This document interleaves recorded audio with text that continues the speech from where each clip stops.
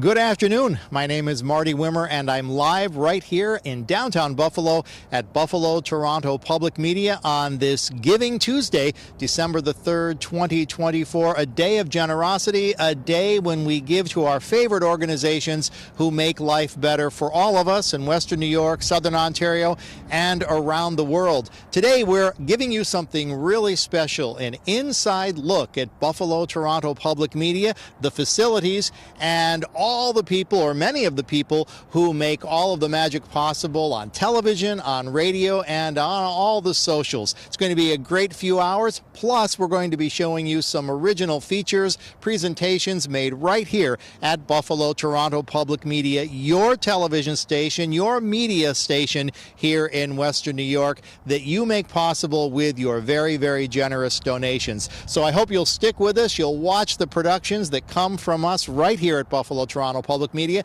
And we also hope that on this Giving Tuesday, you will, if you can, make a donation to Buffalo Toronto Public Media today so that we can keep doing what we do. And it's a very special day because every dollar up to $50,000 will be matched today. So any amount that you decide to donate right now will be doubled up to $50,000. It's going to be a great day. We know that folks have been dealing with all sorts of interesting weather in the last few days. Now, as you can see right here in Buffalo, in downtown Buffalo, not a snowflake to be seen. Not a snowflake to be seen. But if you go just a little bit south, even in South Buffalo, you get further down into Orchard Park and down into the southern tier. Wow, do you have some snow? And I understand there's quite a bit of snow up in Niagara County as well. So, you know, that's Buffalo, that's Western New York. You get it when you get it, and some days you do, and some days you don't. We're walking inside the building right now. Here's the main entrance. In front of me, you can probably see our executive producer here, Joe Cannizzaro, and he's opening the door for me. I feel very, very important with the door being opened for me. And another one. Thank you, Danielle. And we're walking into the main lobby right now. And this is the face that greets you when you come into Buffalo Toronto Public Media, my dear friend, Carrie Kate Abel. Hello, Carrie Kate. Hi, Marty. How are you? Great. It's great to see you. When you come to Buffalo Toronto Public Media, Carrie Kate. In the morning, Janine will be here, Janine Manzoni. In the afternoon, it's Carrie Kate Abel.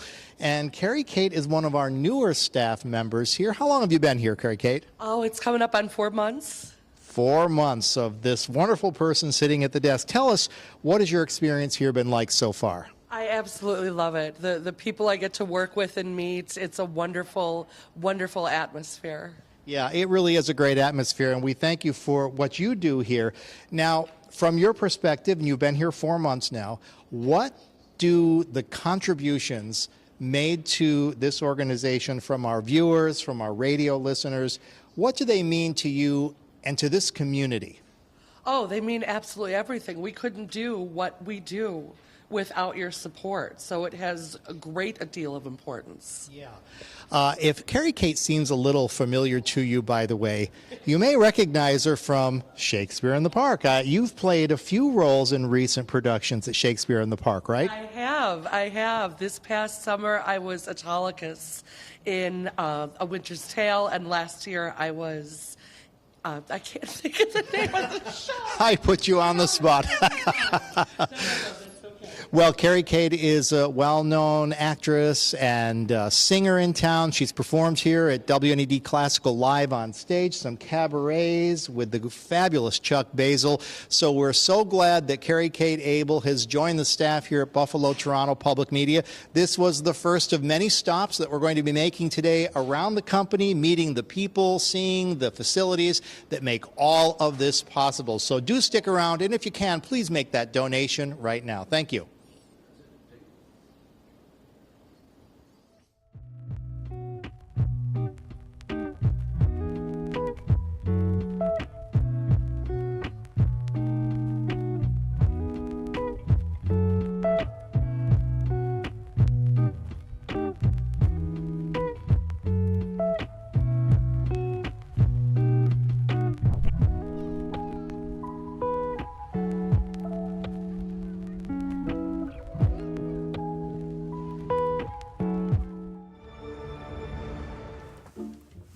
Sponge candy.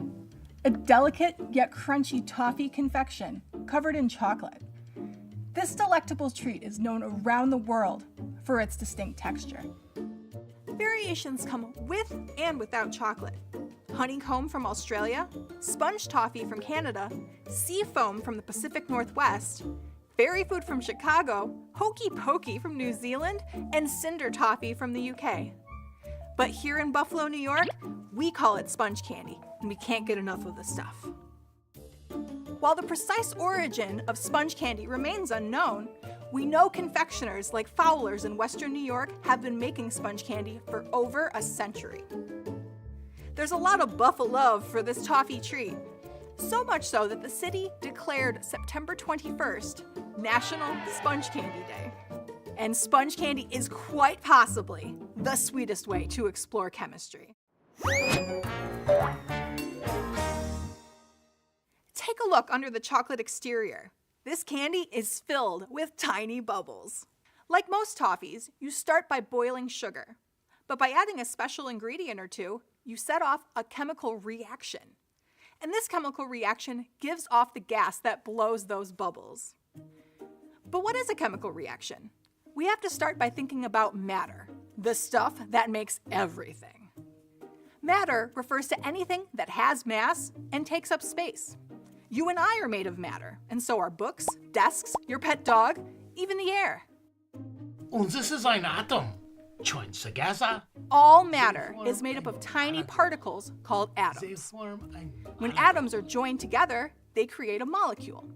As of 2020, there are 118 different types of atoms. We call these types elements, and you may have heard of some of them before, like helium, oxygen, or carbon.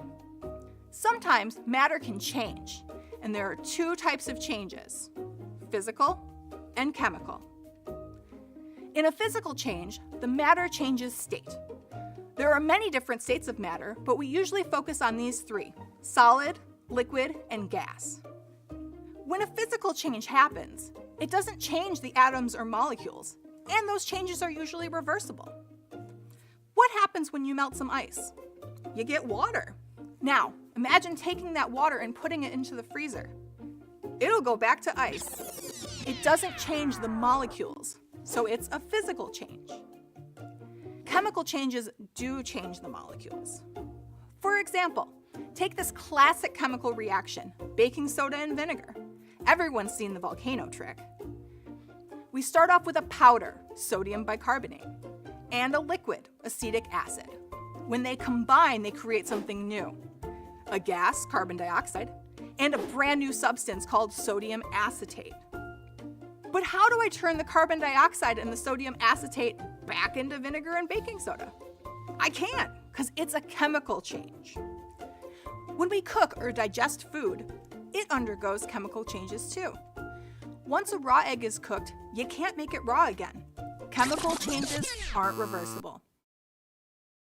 Did you know that baking soda will break down and produce bubbles if you add enough heat? It's called thermal decomposition, and it's the secret to making sponge candy. So let's head to the kitchen and make a batch. To make sponge candy, there are a couple of chemical reactions that have to happen. First, we have to turn sugar into toffee. So for this experiment or recipe, I'm going to combine 2 cups of sugar, a ½ cup of corn syrup. Oh, look at that. So sticky. And a 1/3 cup of water. So I'm just going to mix that up. Oh, look at that. Oh, wonderful. Okay, just finishing that up. We're also going to have to put a candy thermometer. You need a candy thermometer for this, so I'm just going to tuck it right in to that mixture. Then we're going to line a square baking dish with some parchment paper, and I've already greased the sides. You need to do that.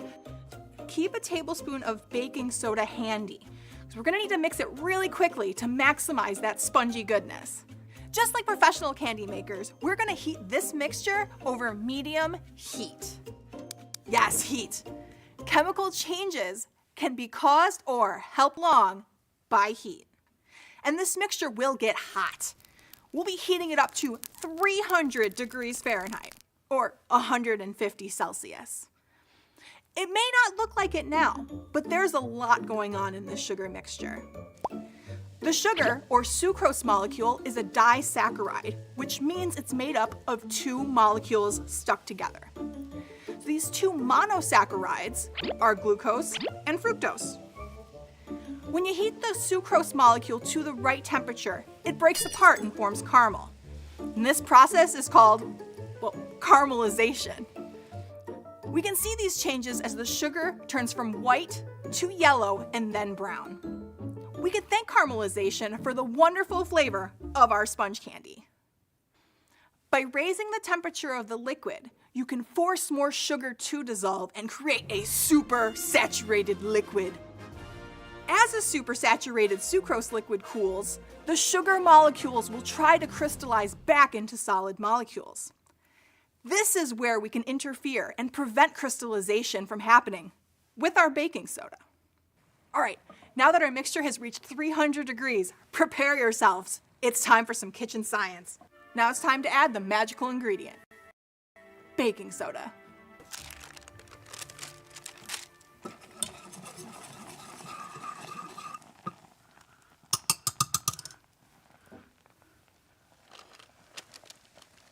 Whoa, look at that. So what's happening here? When the baking soda, also known as sodium bicarbonate, is mixed into the hot sugar, another chemical reaction occurs. The baking soda breaks up or decomposes into sodium carbonate, water, and carbon dioxide. The water vapor and carbon dioxide gases get trapped in the sugary mixture, leaving behind these bubbles. And now we wait. Let the sponge candy cool off and don't touch it for about 2 hours.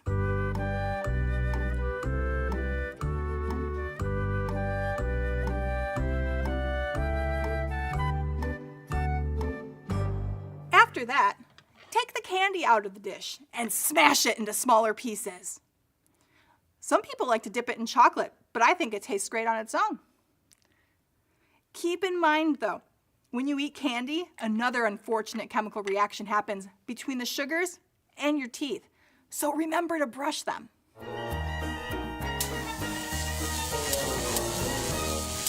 We saw how heat can be used to create a chemical reaction when we made sponge candy. But if you're interested in learning more about chemical reactions, check out our Compact Science Viewer Challenge. We have a fun experiment that you can try at home to see what happens when baking soda, a base, is combined with an acid. Get all the instructions on our website and be sure to share back your results in the comments. I'm Sarah Jane Gomlak-Green, and you've been watching Compact Science. Until next time, stay curious. Compact Science is funded by the Joy Family Foundation. Sponge candy. A delicate yet crunchy coffee. Now it's time to add the magical ingredient, baking soda. Baking soda? Baking soda. Ooh, who wants some of this? I love cooking, it's great. Okay.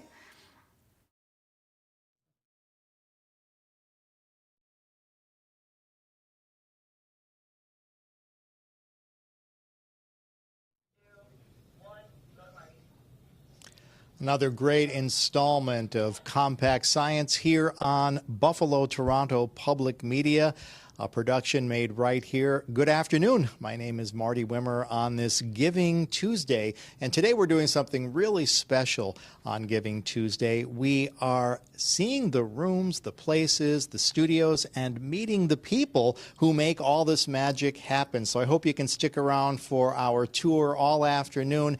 And today, right now, I am on the 3rd floor of our building in the office of our CEO and COO of the entire company, and I'm with the executive assistant, and this is Jenny Bush. Welcome. Hi, Marty. Nice to see you. It's great. And just before we went on camera, Jenny told me this is her first time ever on TV. So how does that feel? It's very scary, very nervous. And Well, it's great to have you here, and there's nothing to be nervous about. You know, I wanted to ask you, how long have you been with the company now? It'll be 2 years in January. 2 years in January. And in the 2 years that you have been here, what is your favorite thing about your role as the executive administrative assistant to our presidents and the people working up here on this floor? I have to say, it is so much fun coming to work every day, seeing the amazing things that we do here, the productions that we do, your performance space, everything that you do in your area. And it's just, there's always something to do and be a part of, and it's just so great. That's great. You know, everybody has a perspective, a point of view in their duties here. From your perspective in this office, how important are the contributions that our viewers, our listeners make to Buffalo Toronto Public Media? It is so important. It means everything. The only way that we're able to do the things that we do here and to provide the quality content to our audience, it's all because of the donors, right. And it's so important to us. Yeah, it really is very, very important. And on this Giving Tuesday, we're hoping that if there is any way that you could make a contribution right now at WNED.org, or maybe that phone number, that you can help us continue to produce Compact Science and all of the other great productions that you see here. Keep all of this great television coming your way 24 hours a day, all of the radio on WBFO and The Bridge and our classical station, and of course all that's available to you on YouTube and on all our social media. All of that is made possible by you, whatever you can donate. And you know, today we have a special offer to you, and that is all dollars will be matched on this Giving Tuesday up to $50,000. So anything that you donate right now, anything, will be doubled, will be matched. So if you could make a donation of, it could be $5, it could be $500, it could be $5,000, would be matched now. What do you think of that? That's pretty incredible. It's a pretty incredible match, and we are really thankful to our leadership donors who make things like this possible. So please go ahead and make a phone call if you can, or pledge online. But this is Giving Tuesday, and we are so glad that you have tuned in. Hi, Nancy. I didn't expect you. This is Nancy Hammond, and Nancy Hammond is our COO here at Buffalo Toronto Public Media. And what brings you out here? Well, you know, I just wanted to come and say hello, and I want, yes, Jenny actually, we work for Jenny. Yeah. Jenny keeps all of us in line. But seriously, I wanted to, first of all, thank every one of our donors who have made a contribution today so far on Giving Tuesday. It really is a special day. We know that you have a lot of charities to support today, but the fact that you choose us really means a lot to us. It's very humbling that, you know, you take your hard-earned dollars to support Buffalo Toronto Public Media. We know here internally the wonderful work we do in the community through our programming, through all of the great services that we provide, through our educational efforts. And that's why it means a lot to us when you support us. So, you know, we'll give the pledge number again, and you can make your donation and have that pledge doubled. Now, I know, Nancy, you've been here for quite a while. How many years have you been with Buffalo Toronto Public Media? Okay, so now I'm dating myself. I've been here for 19 years already. 19 I know, years. I can't believe it. It went by in a blink of an eye, yeah. Because, as Jenny said, we have so much fun here. There's just never 2 days are alike. Mm-hmm. Because you've sort of answered my question already, but just to you can't really hit it too hard. From your perspective as the COO of this company, what do the contributions of our viewers and listeners mean to the company? Well, it really is. When we say it's everything, we mean it, because your support is the largest supportive financial contributions that we get to the organization. So, you know, we rely on your support to keep this organization afloat, to continue to do the great things that we're doing in the community. So that's why we take the time to break into the programming to ask for your support, because it is critical to keeping the operations going. That's great. And we're so glad that you are tuning in today, and we hope that you will stick around, because the tour is going to continue. This is only the second stop of many on this Giving Tuesday. Today, we are meeting some great people and seeing the company. We're going to take a look at Now We're Cooking, and I'll be back.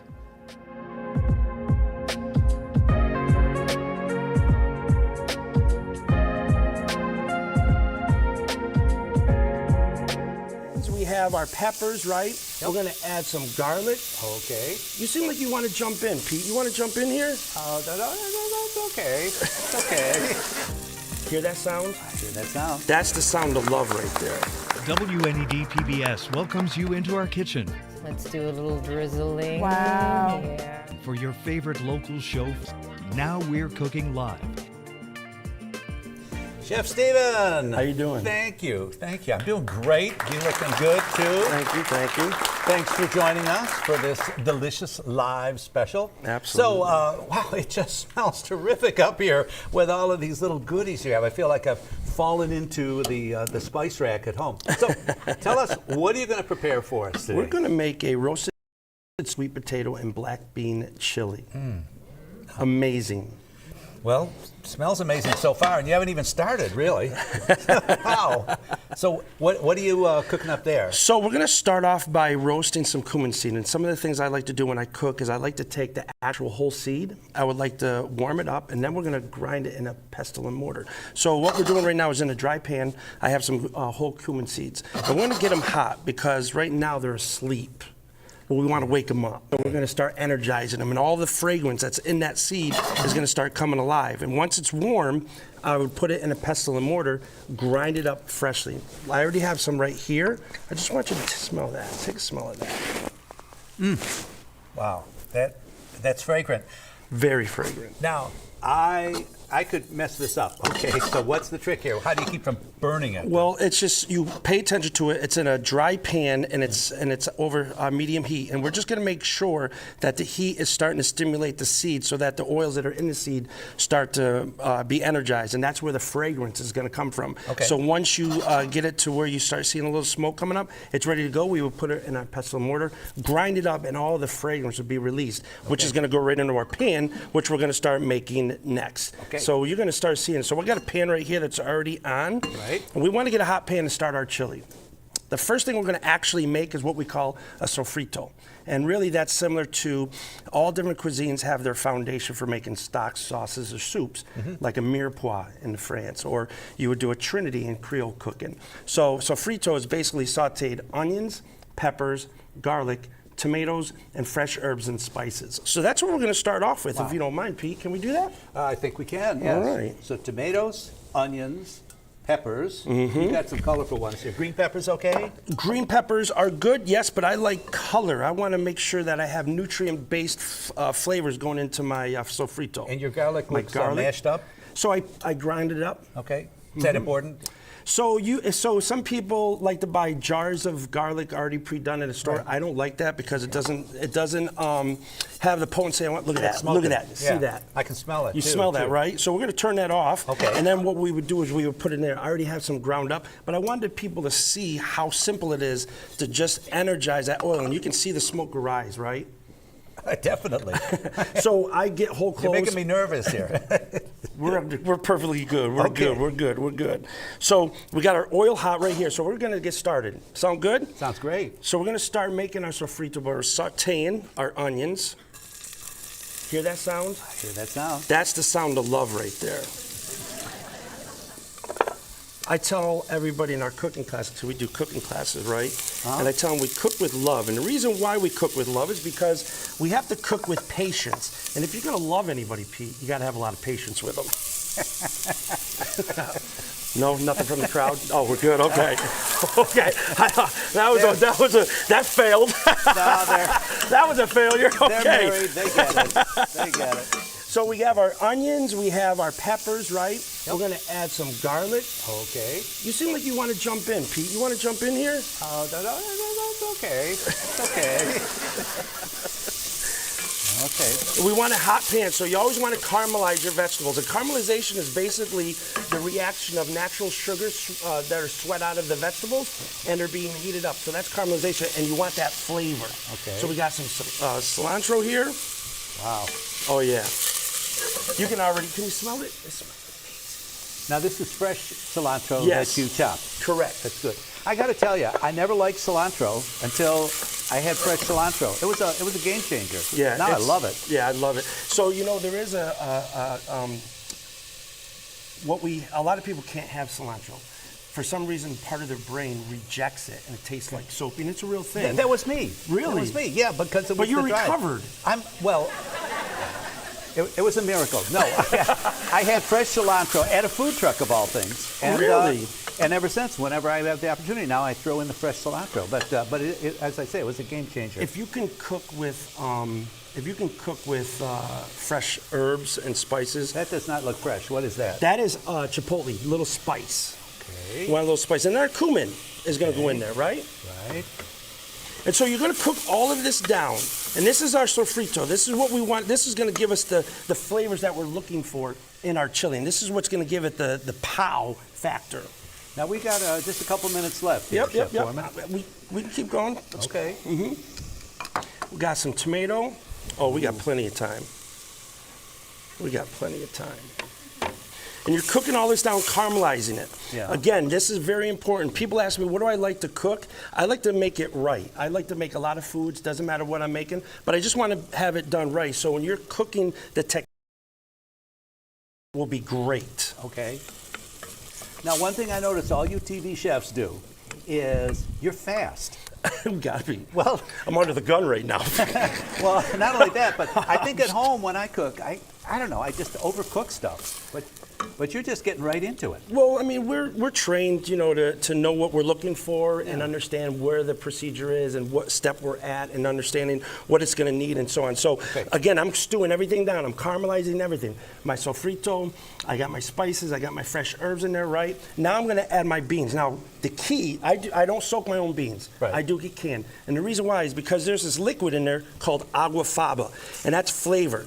Anytime you buy something that's in its natural juices, use the natural juices to elevate the flavor profile of something. For instance, if you get banana peppers at the store, right? Yeah. The juice that's there, save that juice and then put it in with some salad dressing, and you elevate the natural flavoring of your salad dressing. I got one exception. What's that? If you buy the canned marinated artichoke hearts, that oil that they're sitting in is not good. Why do you say that? Why do you say it's not good? I put it in salad dressing. It just ruins it. Really? So what about marinating some heirloom tomatoes? Well, there with you that go. oil? That's different. Look at that. Okay. You're I'm just converted telling you, again. artichoke hearts. This is We don't get amazing. along. Look at you. Oh my gosh, here we go. Okay, so we got everything going in the beans, all of that flavor. Last thing we're going to do is our roasted sweet potatoes. What we do is we peel our sweet potatoes, we dice them up, roast them in the oven dry. No oil, no nothing. Wow. Just to let it roast. They come out, we cool them, and then they're ready to be added to the chili. So those are already cooked? Those are already cooked. Yes, that's why I'm adding them at the end. Just going to steal one here. Okay. Well, we're getting the 1 minute signal here, Chef. 1 minute signal. Oh my goodness. Can we do Am I it? on chops? All right, here we go. So I already have some finish right here for you. Oh. Look at that, huh? Whoa. You thought you had me, Pete? You thought you had me? You pros have all the tricks. There you go. How about taking one of those spoons and you try it yourself, sir? Okay. Is that beautiful or what? Great. That looks delicious. You mind if I take a little taste? Taste a little taste. If it doesn't taste good, lie. Okay. Actually, it does taste good. I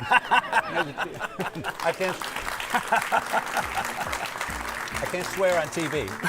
It's that good. It's that good. Awesome. That was fabulous, fabulous. Thank you so much, Chef, Absolutely. for coming down to WNED. This You're is welcome. great. Thank you. Thank you.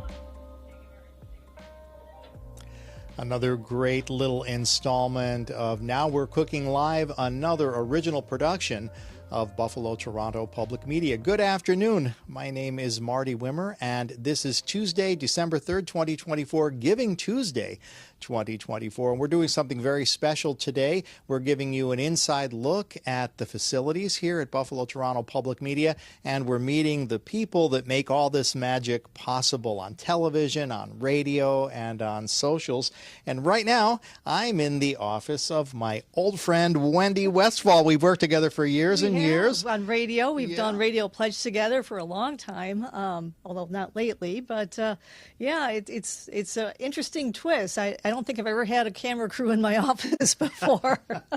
Yeah, it is a little unusual to have a whole crew of people come in here and do this. So, Wendy, what is your official title here at Buffalo Toronto Public Media? Officially, I am the broadcast operations manager for the television stations, and so that's 3 television stations, WNED, which everybody knows, WNED PBS, WNED Create, and WNED Kids. And so I'm responsible for the schedules on all 3 of those stations, make sure all the programs are there where they're supposed to be, and all the space between the programs is filled with stuff. So you run a number of television stations. You make sure they're all going 24 hours a day, and there's always something on that screen. That's right. And optimally, we don't want anything black on the air. Yes. That's right. Just we want to keep tape rolling all the time. Well, it's really, really great to be here in your office. Now, you and I go back a long way. We've both been here about 30 years with the company, and over all of these years, you've seen a lot of changes, and you know firsthand how important these contributions are on Giving Tuesday and all year long. I see you brought some props with you today, speaking of how things have changed. These are more than props. These are real things that we have used. This right here is what we were broadcasting programs off of when I started here 30 years ago. And this one happens to be the sign-off reel from when we signed off at midnight on WNED. And so we went from that, airing programs off of those things, to airing programs off of these, which is a digital tape, which we stopped using these about 10 years ago. Actually, we still use them occasionally. And so now everything's digital, and all the programs that you see on the air are coming from a computer file. So things have changed quite a bit over the span of 30 years. But it's because of member dollars that we can do that. And being in the TV programming department, it's member dollars that allow us to go get some of the programs you might enjoy, like Midsummer Murders or Father Brown, or Doc Martin, or my favorite, As Time Goes By, which we've been airing pretty much continuously for 25 years. We were just talking about that. So Wendy, obviously you know firsthand how meaningful contributions are to the progress and the technology at this company. Really, the dollars that you donate today and every day, all year, make all of this possible and keep us up to date in terms of the technology. That's right. It's because of member dollars that we can change the technology, and you'll hear probably from some of our engineers about that. It allows us to go out and get programs from places other than PBS, which is about half of our schedule. And, things you might like we have Midsummer Murders, a new season coming up in a few weeks. There's other programs coming next year that we're able to go out and buy because of member dollars. That makes it possible. And so we're very glad that members have made those things possible over the last 30 or so years. Well, Wendy Westfall, it was great chatting with you today. We'll let you get back to work. I'd like to tell you and remind you that this is Giving Tuesday, and it's a very important day. It's a day when we're asking you, our radio listeners, people who follow us on our socials, and of course our television viewers, to make a donation if you possibly can. And please know that any donation you make today on this Giving Tuesday will be matched up to $50,000. So if you could toss $50 into the kitty or $5,000, it would be matched today. Please do what you can. There's a number on your screen, or make your pledge online. And now off to another great Buffalo Toronto Public Media production.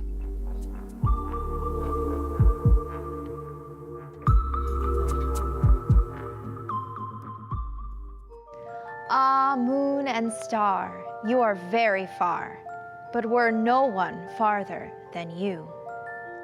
The stars have inspired us since the dawn of time. Emily Dickinson wrote about the night sky in her poem, as many others have done in literature and in folktales, to reflect on life on Earth.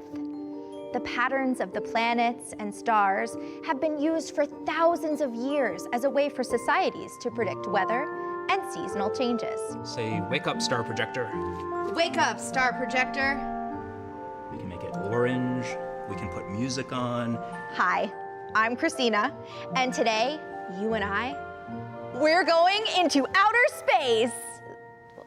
Sort of. At the Whitworth-Ferguson Planetarium. Come on, let's go! Let's go, let's go, let's go! Let's go! The Whitworth-Ferguson Planetarium provides an immersive environment where up to 48 visitors at a time can sit under its 35-foot diameter dome and view the stars and much more. Hi, Dr. Williams. Hi, how are you today? So good, so nice to meet you. Nice to meet you too. Welcome to Buffalo State University. We're standing in the Science and Math Complex, and so we have lots of laboratories and classrooms, but I'm really excited to show you today the Whitworth-Ferguson Planetarium.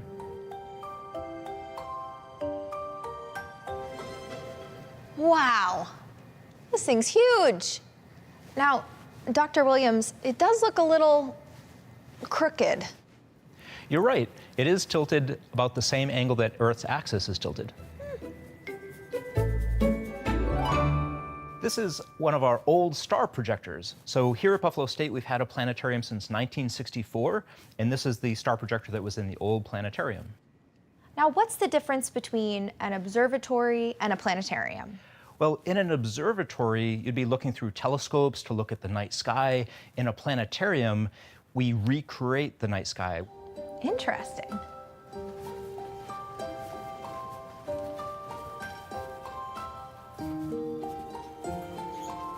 This is our planetarium. Wow. So this is where we control all of the different systems we have in the planetarium. So we can change the color, we can make it orange, we can put music on, we turn down the lights all the way, and we start to use our computers to show the sky. So we're going to start with our digital planetarium. So with Saturn, we see its beautiful rings surrounding the planet. Now, the planets orbit the sun, and the sun is our star, but there are lots and lots of stars in our galaxy. So now what I can show you is what our galaxy would look like if we could fly really, really, really far away in a spaceship and look back. Notice how it spins around and has that shape kind of like a pancake. That's our galaxy. But out in the universe, there are lots and lots of galaxies. So now I can show you what it would look like if we fly through tons of those galaxies. Wow. So all of these are galaxies. Actually, all of them are groups of galaxies. So in astronomy, we learn new things every day. And one of those things is how many galaxies are out there in the universe. And so when we look at the night sky, we see stars, and sometimes we can see shapes in those stars. Constellations, right? Exactly. A lot of the shapes are constellations where we need to use our imaginations to connect the stars together and see shapes. So I'm going to show you a constellation named Orion.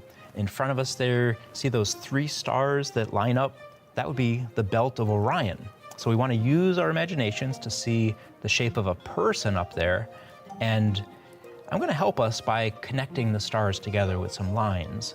So you see those 3 stars with his belt, and then he has 2 stars above there being his shoulders. And does that help your imagination a little bit? I definitely see him. What's the story behind Orion? One of them has Orion being a fighter, a warrior. So let's use our imaginations to see the shape of Orion, maybe holding a sword and maybe a shield to protect himself.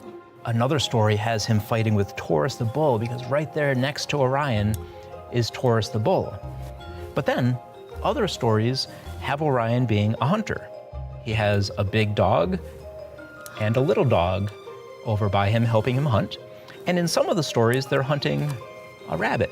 So there's also a rabbit there. Wow. Would they use the stories for anything other than entertainment's sake? People wanted to make sense of what they saw up in the skies, and they would notice that the patterns change over the course of the year, and that helped them keep track of time as a calendar. It would help them understand when to plant their crops, when it might rain, and it also was important to understand when they would see the same constellations, the same stars again. So Orion, he's kind of our winter friend. We see Orion best in the wintertime. We see him in the fall and in the spring, and we don't see him in the summertime. But Orion is just one of many, many different constellations that are up in the sky. So different people around the world had their own stories, had their own shapes. But about 100 years ago, astronomers had to get together and come up with one set of constellations. And so today we have 88 different constellations. And if I put them all on at the same time, we see that some of them are animals, some of them are people, some of them are made-up creatures, and they all have stories about them. There's a big sea creature over there. There's even a lion, Leo the lion, over there. But now what I'd like to do is actually switch over to one of our other projectors, our star projector. We said that this is the 100th anniversary of the planetarium. Before that, people would paint pictures on ceilings of where the stars are. They would even build big wooden balls and put holes in them to show where the stars would be. And things are going to get very dark in here.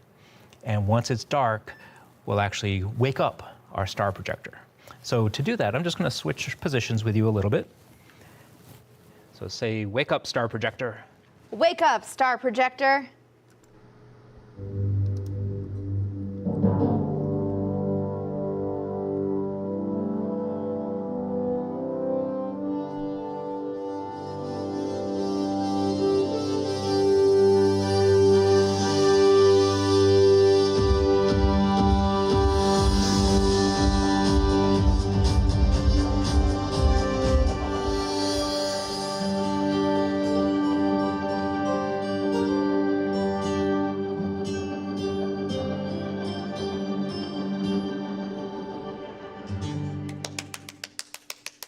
That was awesome. I love that. And now that we have the darkness of space, we have the brilliant stars showing up. And one of the other shapes that we hear about a lot is the Big Dipper. Now, the Big Dipper is in the northern part of the sky. And right now we're looking to the south.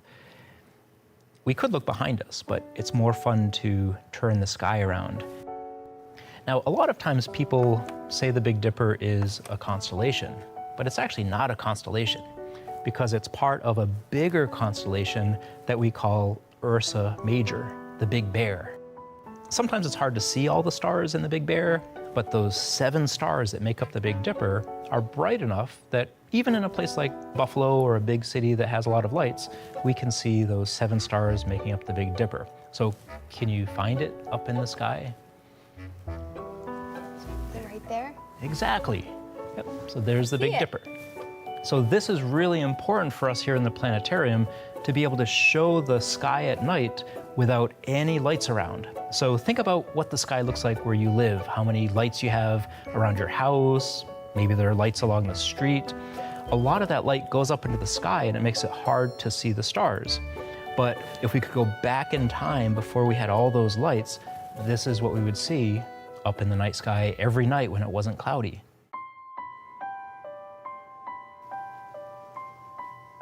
I feel really small right now.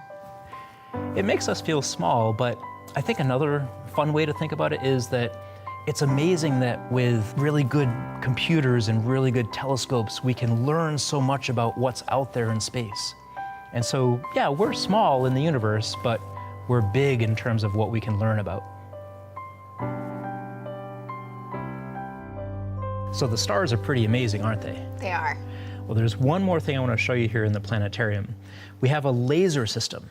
Have you ever been to a laser music show? I haven't. And I'd like to show you that now. Please.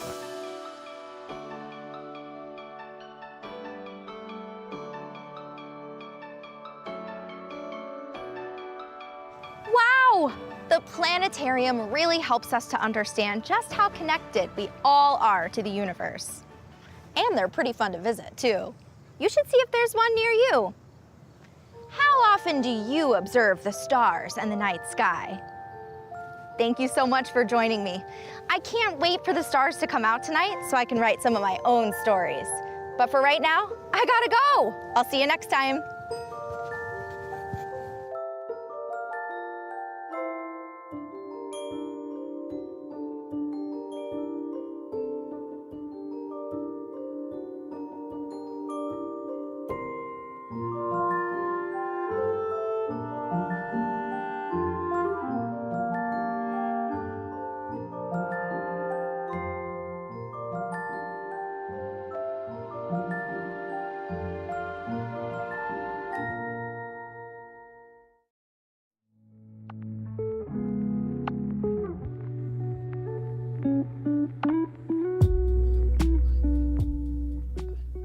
And another great original production of Buffalo Toronto Public Media. Good afternoon. My name is Marty Wimmer, and on this Giving Tuesday, we are doing something very special here. We are going behind the scenes at Buffalo Toronto Public Media to show you the facilities, the building, and the great people that make everything you see on television, hear on radio, and see on your socials possible. And right now, I'm in a really cool office. The Director of Education here at Buffalo Toronto Public Media, Beth Frankowiak. Hi, Beth. Hello. Thank you. Welcome to my office. Yeah, it's just really a cool office. I can tell this kind of has a teacher vibe to it, you know? Absolutely, yes. Well, today, one of the things that we're doing in visiting people is finding out what they do and how you see contributions making a difference. So from your perspective, first of all, your official title is? Director of Learning and Engagement. Director of Learning and Engagement. And on this Giving Tuesday, when folks make any contribution that they can today, we'll have those contributions doubled thanks to a $50,000 match that we have today. From your perspective, what do these contributions mean to you with learning and engagement? It means a lot because really what we do here is we write curriculum, like lesson plans and activities that go along with all of our local and national productions, also our digital series like Let's Go and Compact History, and we provide all of that for free for educators, for parents. We also offer PBS learning media workshops and events, and they're all family and educator focused, all for free. So it really means a lot in terms of us being able to continue to offer all of that for free for anyone who needs it. Yeah. It's really it's a wonderful thing that we're able to do here at Buffalo Toronto Public Media because of your generous contributions. You donate these dollars and we get to help kids all over Western New York learn about all sorts of things. I've noticed in recent years a lot of kids coming in and out of the building. We have a lot of events going on, right? We do. We have events. We also do special things like Girl Scout tours.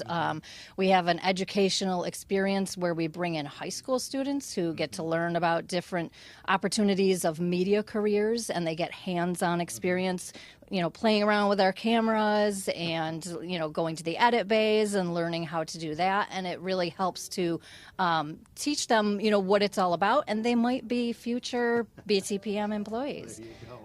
You know, it's interesting to be in this office. I can tell it's someone with an education background because I can see on your screen right now you have little Post-it notes of things she wanted to make sure she talked to me about. Yes. So I'm going to give you that chance right now. What are some things you wanted to say? Well, I wanted to say that one of the things I love about my work with this department is that I get to learn new things all the time and work with community organizations all the time. One of our projects is Ready to Learn. It's an early learning initiative that we're working with Northland Workforce Training Center and EPIC, and it's aimed at families in the Buffalo zip code 14211. So that's something I love. Also, my favorite project is coming up in January. We have a PBS Kids Writers Contest. So it's kindergarten through third grade authors submit their stories, and they have a chance to win and come in for a special celebration here. Well, that's great, Beth Frankowiak, and we've got to go now, but stay tuned for more.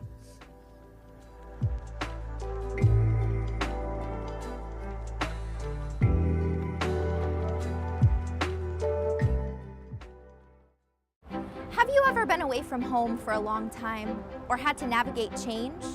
For sailors and Marines who live and work on ships and boats, they serve our country daily, through uncertain waters, away from comforts and loved ones, living with new people in tight quarters, eating new food, all while out for long periods of time at sea. I was 17 years old when I went in the Navy. We have the collision alarm. Typically, a cruise would last anywhere from 7 to 8 months. Hi, I'm Christina, and today we are visiting the historic Buffalo and Erie County Naval and Military Park, the largest inland naval park in the country. Let's go. Let's go, let's go, let's go. Let's go. Here we are on Buffalo's waterfront on Lake Erie. This destination features 4 decommissioned naval vessels that served in a variety of military conflicts in our nation's history. The park's mission is to honor, educate, inspire, and preserve.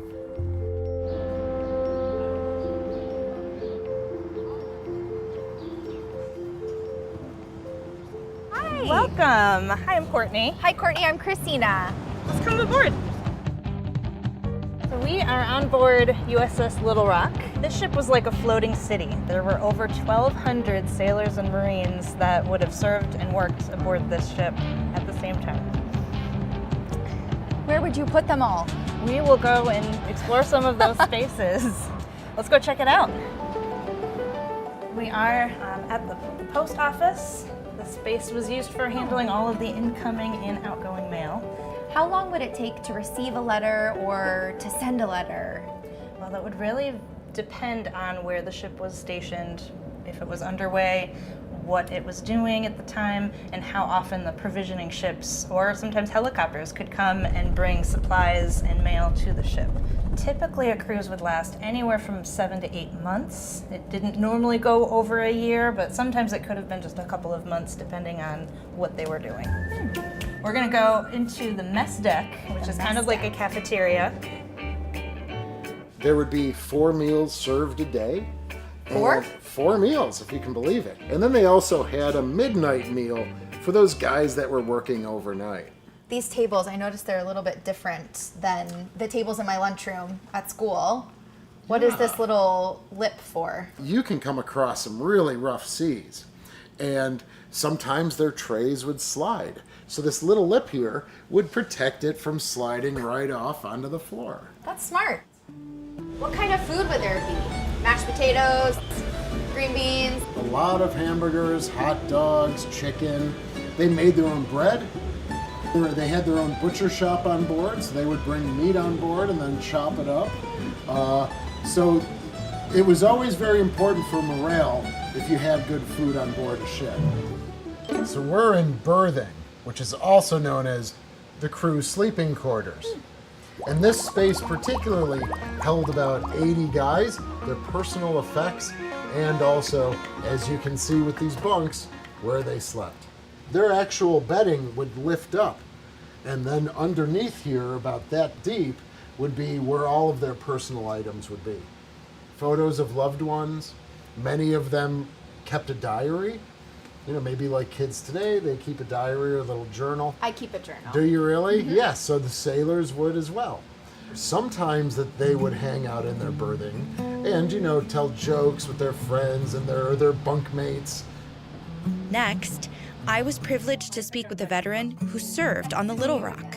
So, Paul, you used to work on this ship. Yes, I did, right in this space. Right in this space. I worked directly for the Admiral. What was the Admiral's role in Well, things? he was in charge of the entire fleet.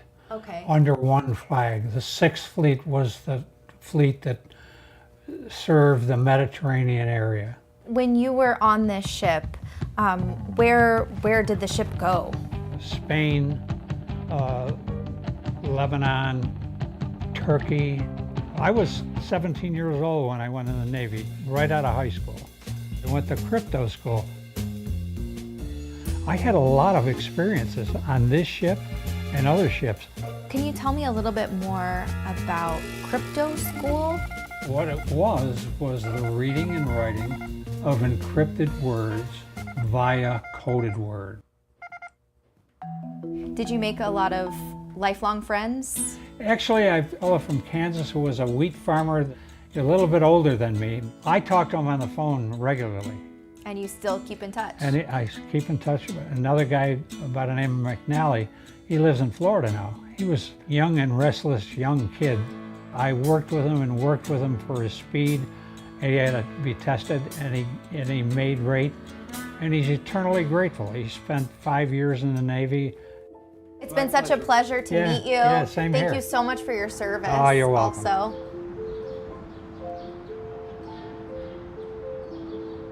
Ahoy, Shane!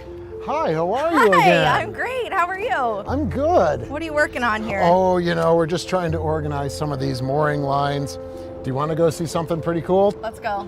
We are standing on the bow and the main deck of the USS Croker, which is a submarine.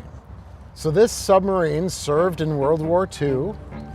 And so the one difference between the other ships that you've been on and this boat is that this can go underwater.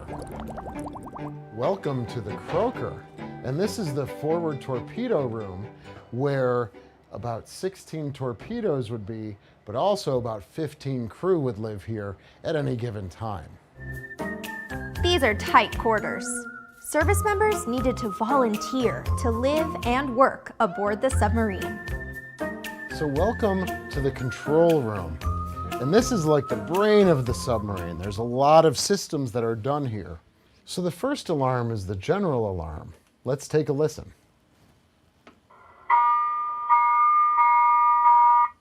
We have the collision alarm.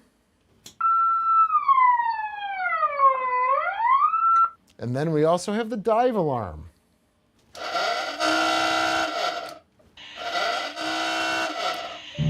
Over here we have the diving stations. Now these are really cool. They look like steering wheels, don't they? They do. So the bow and the stern dive plane control the rise or the descent of the boat. See how smooth that wheel is? So we'd have to work together so that the boat would go up and down Yes. at the same time. Yes. Shane, thank you so much for showing us the inner workings of the sub. And great to have you with us. I think it's time for me to take my leave. Wow! I had an incredible day with you. I don't think you'll forget about the lives and roles of U.S. Navy veterans anytime soon. I know I sure won't. What do you think? Well, I'm gonna go and write in my journal about all the things that I'm grateful for. But before I do, I also want to say thank you to all of our veterans and active duty service members. See you next time. So the shower stalls would be filled with food, and you weren't even able to take a shower until 2 weeks after, or whatever the food had been eaten at that time. So that was quite stinky. Yeah, that seems like it'd be stinky. Sounds great to me. Well, welcome, Connor. How are you? I'm good. How about you? I'm good. So, you were telling us about the shower. So, they can't even take a shower for the next, 2 weeks.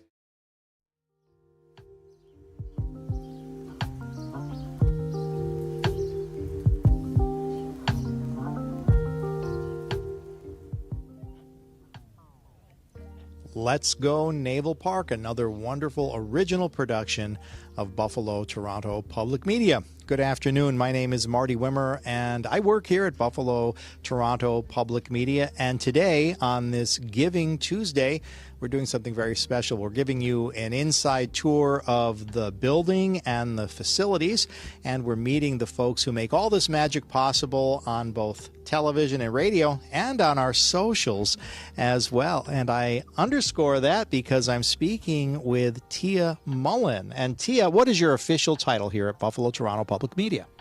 I am the social media marketing manager, and I work with all of our stations, so WNE PBS, WBFO, Classical, Bridge, all of them. That is great. And how long have you been working here? I've been here for about 3.5 years. It'll be 4 years in July, so pretty much right at that half mark right now. You know, today, on this Giving Tuesday, folks can contribute to Buffalo Toronto Public Media to keep all of this magic happening 24 hours a day, 7 days a week on all these different platforms.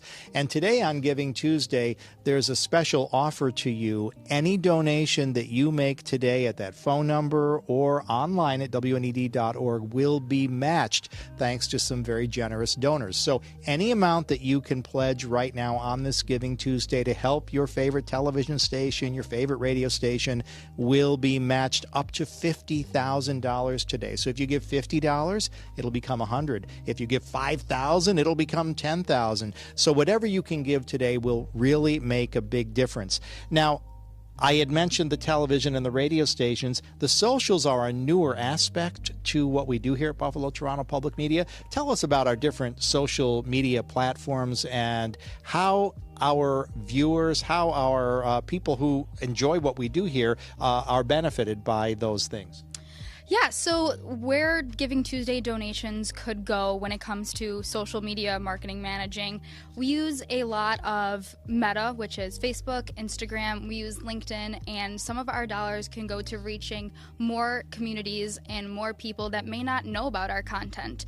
You're watching amazing programs like Let's Go, and we have so many digital series, but we want to make those famous. We want everyone to know about these, so your dollars can help us advertise to specific communities, demographic, and interest. And you can find us on social media everywhere, so a lot of what you see does come from me. It's a great part of what I do, and I hope that everyone within the Western New York and Southern Ontario community can see our content. And how can they find us on socials? Yeah, so on Facebook, Instagram, X, and Twitter, every station is what the call ID is. So WNED PBS, WBFO News, WNED Classical. If you're a classical music fan, you'll get lots of fun music memes on there. I do my best with Marty on those. And WBFO The Bridge. That is great. Now I follow all of them, and we have a good time too because I send her goofy memes, and every once in a while they actually end up, and I feel really proud of myself. I learned more about classical music in my 4 years here than I ever have in my life. All thanks to you, Marty. And this is your first time on television?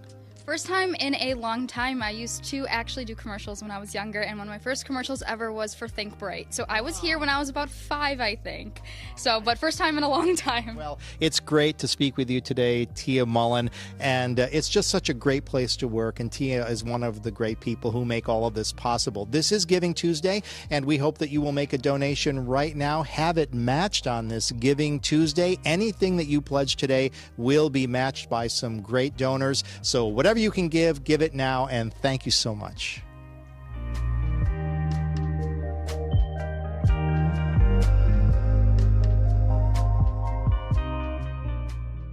Wow! There are so many trucks here. I don't think I've ever been this close to a fire truck before. Believe it or not, this fire station is part of an airport. He's a little heavy, so there he goes.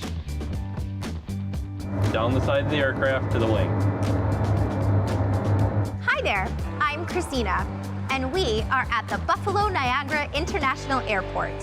Today, we are going behind the scenes to meet some of the folks who keep this airport running. Let's go! Let's go, let's go, let's go! Let's go! The Buffalo Niagara International Airport plays an essential role in the region and has up to 100 nonstop flights per day, serving 31 airport destinations and international travelers. We're visiting the airfield and fire station to learn how it all comes together. Hi there! Hi, I'm Scott Simon, Assistant Chief of the Buffalo Airport Fire Department. Welcome to our firehouse. So in total, there are 41 firefighters. We are a family. We call it a firehouse for a reason because we're living together. We do cook some meals together. We spend a lot of our holidays away from our families together. So you are really living with another whole family. So our tours are two 10-hour day shifts, 2 14-hour night shifts. Then if you're lucky, you're off for 4 days to recuperate a little bit. So when a firefighter comes into the station in the morning, one of the things they have to do is prep for the day. And I'll put my coat and helmet wherever is most convenient for me. This is the fleet of trucks we have. We have our crash vehicles that are predominantly aircraft rescue and firefighting. Now, what is going on over here? Look at all these buttons. So this is where the operator of the truck is going to get water put into the truck, either from a fire hydrant along the street, or maybe another one of the big fire trucks may come up and give its tank water to it. What do the different colors of hose mean? So we like to identify the hose by a color, so if you're inside working the fire and I need them to shut down the hose or add more pressure and water to it, I can just tell them a color. So shut down the orange hose, shut down the purple hose. The blue hose, if you notice, is actually a little bit bigger. That'll flow a lot more water than this hose right here. So is it really hard to hold it steady when the water's going through the hose? Yeah, it takes a little bit of work to hold it in place. We pump these hoses about 170 pounds pressure, and you get at least half of that trying to force the nozzle back at you. So you've got to stand your ground and hold it. So these are our cutter and spreader unit. So what we use them for is to cut people out of cars, or we've used them in building collapses and different things like that as well. At our airport, our specialized rescue we do would be confined space. That's crawling into manholes, into pipes and stuff under buildings and things like that. Some airport fire departments also do high angle and low angle rescues, water rescues, and ice rescues.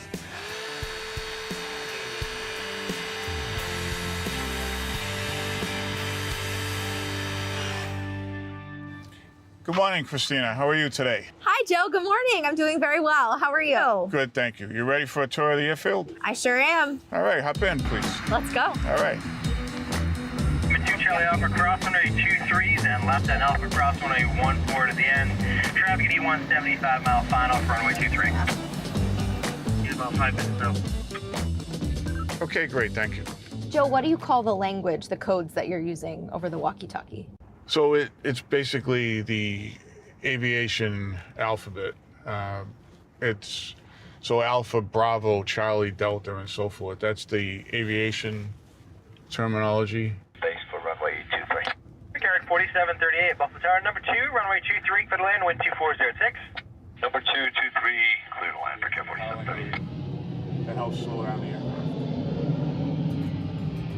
So basically, if you depart out of here, see these markings? These are threshold markings. That's the runway designation marking, the 1-4. These are the centerline markings. You got the white edge line markings. They're all the same in every country in the world. So that obviously it enhances safety by having the same system in place. My main goal and objective is to ensure a safe, secure, and efficient airfield operation, and to instill in my staff that same mindset. And one of the main things I say to them almost on a daily basis is, how did you do your job today? Did you perform it in such a manner that if your family was on the next aircraft to land here, are you comfortable what you did that aircraft's safe to land? Especially this winter, we had 51 inches of snow, and my staff risked their lives to save others. We had blinding snow. You couldn't see a hand in front of your face. I closed the airport because it was the only thing we had to do. It was about 120 people stranded. And literally nobody lost their lives, thank God, because of their actions. It's incredible. Yeah, I was very proud of my staff for what they did. Tower Airport 3 plus 1, we're going to exit at Papa here. Possibly in front of us, you'll see the nose gear go up, depending upon how heavy he is. Oh, here he comes. Yes. So he's the nose gear. He's a little heavy, so there he goes. That was so cool. That was so loud. Yeah, that's. How fast does that plane have to go to get off the ground? So there's a formula. Depends on the weight, how much fuel he has, how many people. Between 150 and 180 miles an hour, probably a little faster than that. Yeah. That's fast. Yeah. Earlier, you were mentioning all of the people that it takes to keep this airport running. What are some of those jobs? We have jobs from airfield operator. So you're basically an equipment operator. You drive all the snow plows, all kinds of various types of equipment. You drive a farm tractor cutting the big grass areas we have out here. I have electricians who work for me. We have fuel farm technicians who run our fuel farm. We have also mechanics. It's a vital job they have because they work on the fire trucks, they work on our snow equipment to keep everything up and running, to keep us safe. So this is almost like its own little city. Oh yeah, it is. Operating here. Yeah, for sure. Okay, here we go.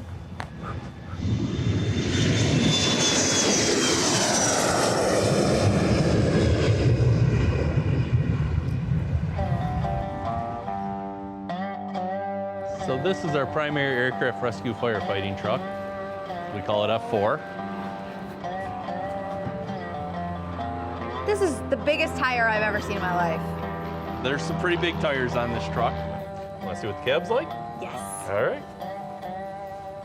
1 foot there, and why don't you climb right into the driver's seat? Don't mind if I do. So we talked a little bit on the other fire truck how we use, the guys have the hoses in their hands. Well, in here, we actually use the joysticks to run the hoses. They're actually a nozzle on your bumper here, and you have another one up here on the roof. Ooh! F10, F4, are we following you? So right now we're going to our training plane. Its name is Ginger. It was donated to us by FedEx probably 10, 12 years ago. They took the engines off it, emptied some fuel out of it, and allowed us to use it to go up and simulate anytime we want to train. So if we were going to cut a rescue path on this aircraft, and they're exiting through this door over here and say the fire's on the wing, this is the pilot's side of the aircraft. We would want to position off out here somewhere. We would engage our pump and go with the roof turret for now.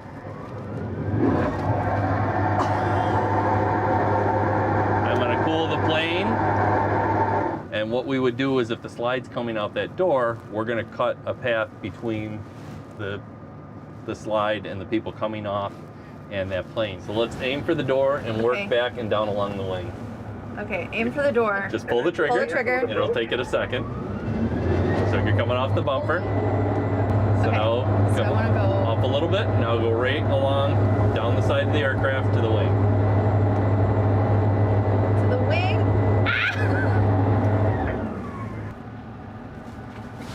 I did it! I saved everyone. Everyone's safe now. What is life like as a first responder? You are in an inherently dangerous job. There are inherent risks that we have to take.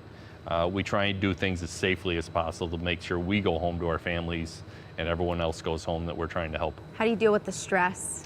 So having the fellow firefighters, and we have stress teams we can bring out and talk to in emergencies like that we can, and they're all first responders, they're police officers, they're firefighters, there's nurses, doctors. They all do this, they understand it, so it's easy to talk to them. And I've always loved being a firefighter and a first responder. So this allowed me to bring both of them together.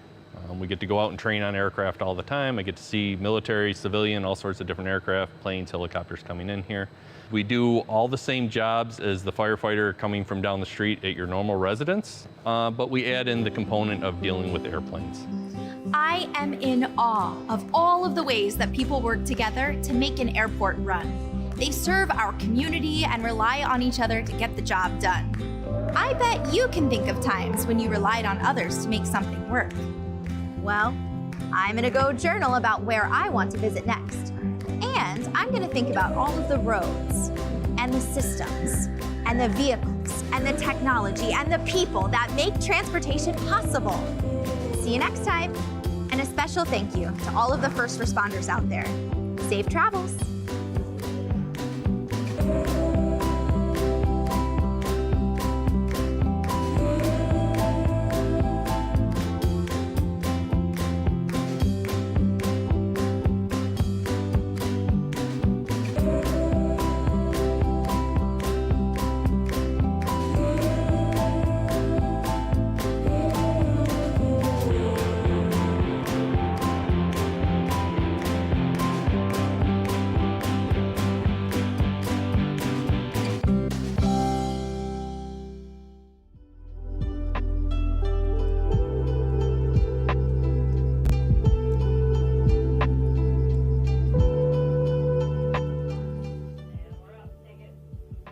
Hi, my name is Marty Wimmer here at Buffalo Toronto Public Media, and on this Giving Tuesday, we're doing something really special for you.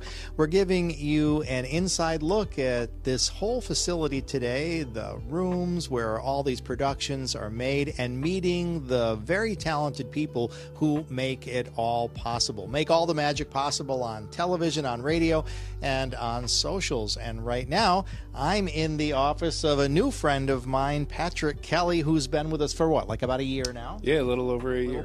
And what's your official title here at Buffalo Toronto Public Media? I'm the Director of Content Creation here. Director of Content Creation. That means you are a creative person, right? You're one of the creative forces here.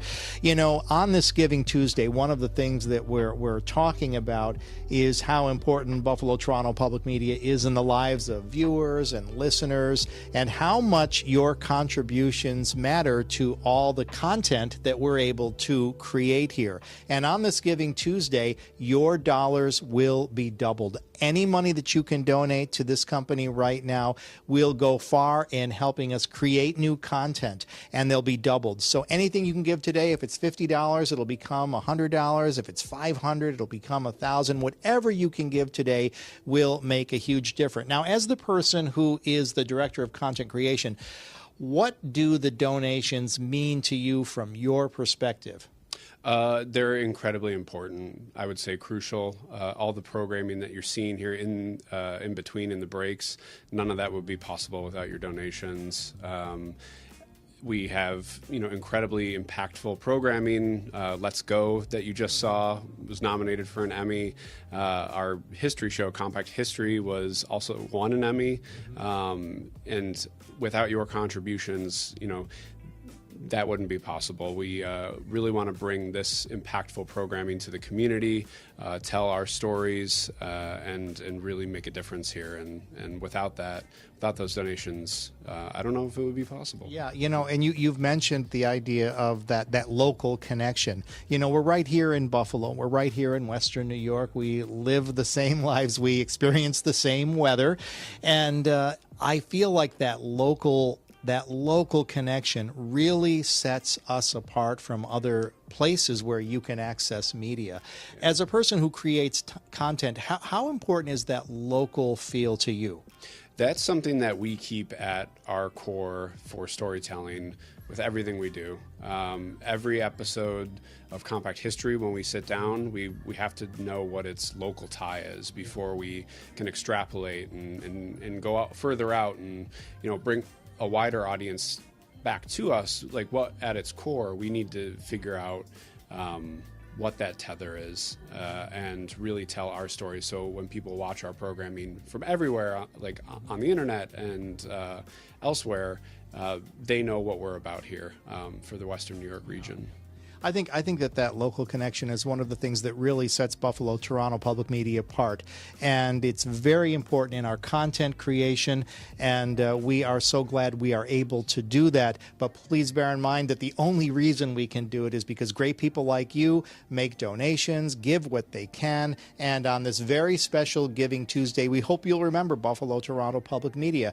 Give what you can so that we can keep creating that content with that local connection that is so important to the folks here in Buffalo and Western New York and Southern Ontario. Off to more great programming, and we hope to hear from you.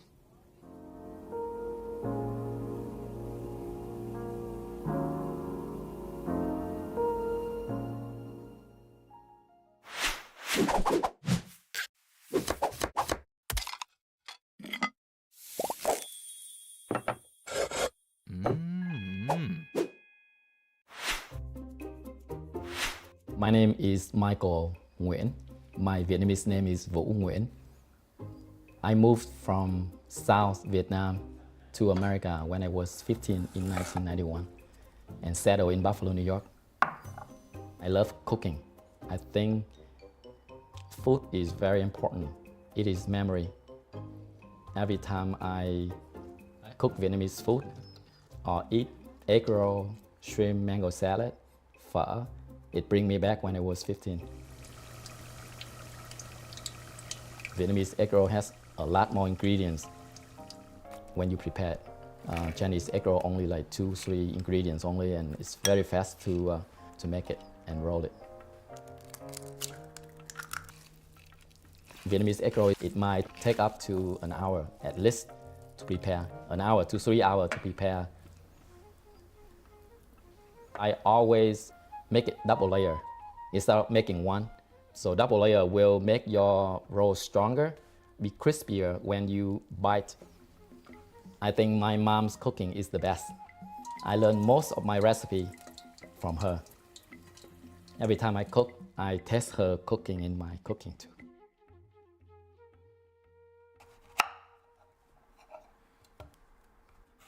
Another dish that I made today was shrimp mango salad.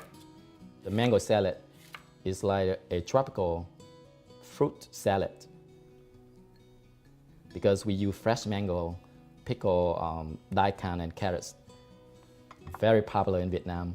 When you go to a Vietnamese restaurant, you almost always can see a mango salad on their menu. Myself, I love playing with colors. When I cook, I always try to combine as many colors as possible. You know, instead of putting red and red together, I will make sure there's yellow, green, and then I mix them up or place them to the right place, right spot to make the color stand out. The main dish that we are making tonight will be pho. Pho is beef noodle soup. It consists the broth, the beef broth, meat, and rice noodle. It is Vietnamese traditional noodle soup. It is very popular in Vietnam as street food. Usually they're having pho as breakfast, but you can have it lunch or dinner, and you can have it every day. I might have 10,000 bowls of pho, but it never gets old. I love pho. I can eat it every day. I can sip until the last drop of the broth. That's how I like it. Vietnamese cuisine is extremely diverse. It features a combination of 5 fundamental tastes, which are spicy, sour, sweet, bitter, and salty. When you know how to balance those 5 rules elements, and you combine with additional three more, which are the fragrance, when it smells good, taste, when it tastes delicious, and the color. Those 3 combined together, it will make your dish up to another level. Experience I learned was from my mom.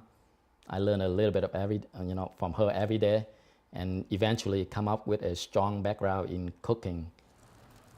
But the restaurant business is not what I had in mind when I was young. I graduated in 2001 and worked in Rochester at the Gleason Works as a software developer for 5 years. And I came back, helped my family with the business. My grandfather, he moved to America from Vietnam after the fall of Saigon, 1975, after the war. He settled in Buffalo, New York. My family is sponsored by him, and we moved here, and we stay here since then, almost 30 years. We built our life here, and we started loving it. We love Buffalo. It is our second home that brings us a lot of opportunity, give us many chances. We would like to say thank you. Thank you very much.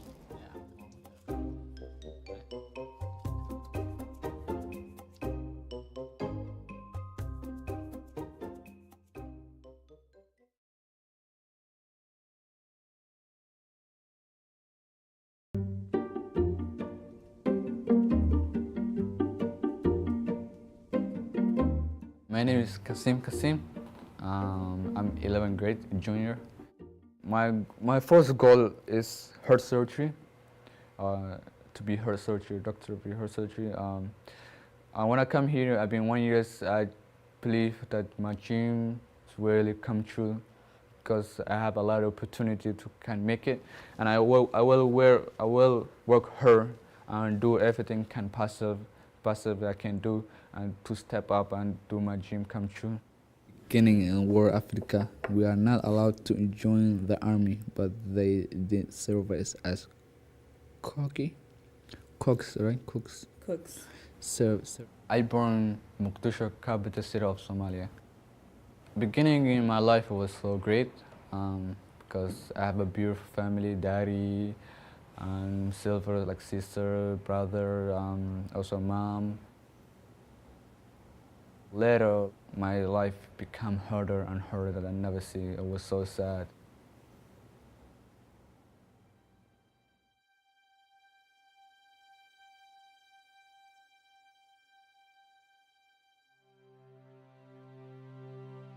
My daddy was playing with me a game, like joking game, and my mom making food. 4 boys who cover their face, they have a mask, and they come in, and they have the clothes of like a military clothes, also gun. They're yelling like, you guys put hand down, get ground. So my dad, they get him close. They close his eyes and they cut his knife, his neck. Blood come out, and he just move around in the ground, and I only hear the sound like say help, help. When my father died, I'm so shaking. I'm scaring everybody and don't trust everybody. Also, I don't ever close everybody. I go to school, I just sit in the back, quietly, just look into the teacher and say nothing. I hear what he said, but I don't ever answer. I'm out the class, straight running in my home, go in my bed, cover my face.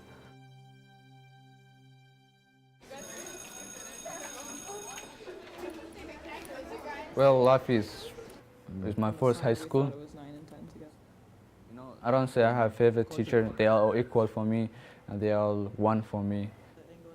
I like the way they help me, talk to me when I'm sad, talk to me when I'm have a life problem, asking me what life look like. I have a best friend. Her name is Nora. She's the first person I trust in my life in America. So yeah, I know what you mean, and I know where you're coming from.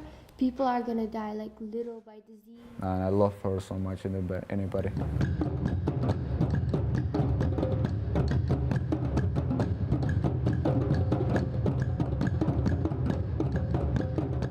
Drumming is good for me.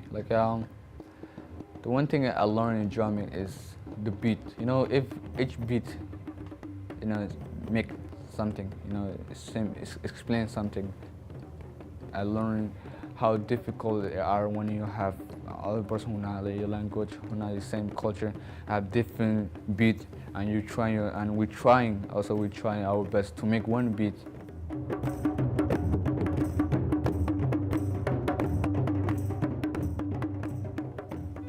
I'm ready for anything, no matter what hurt, everything. I want to do that because I want to prove it myself that one day, where I am, I say like Kasim, you did it.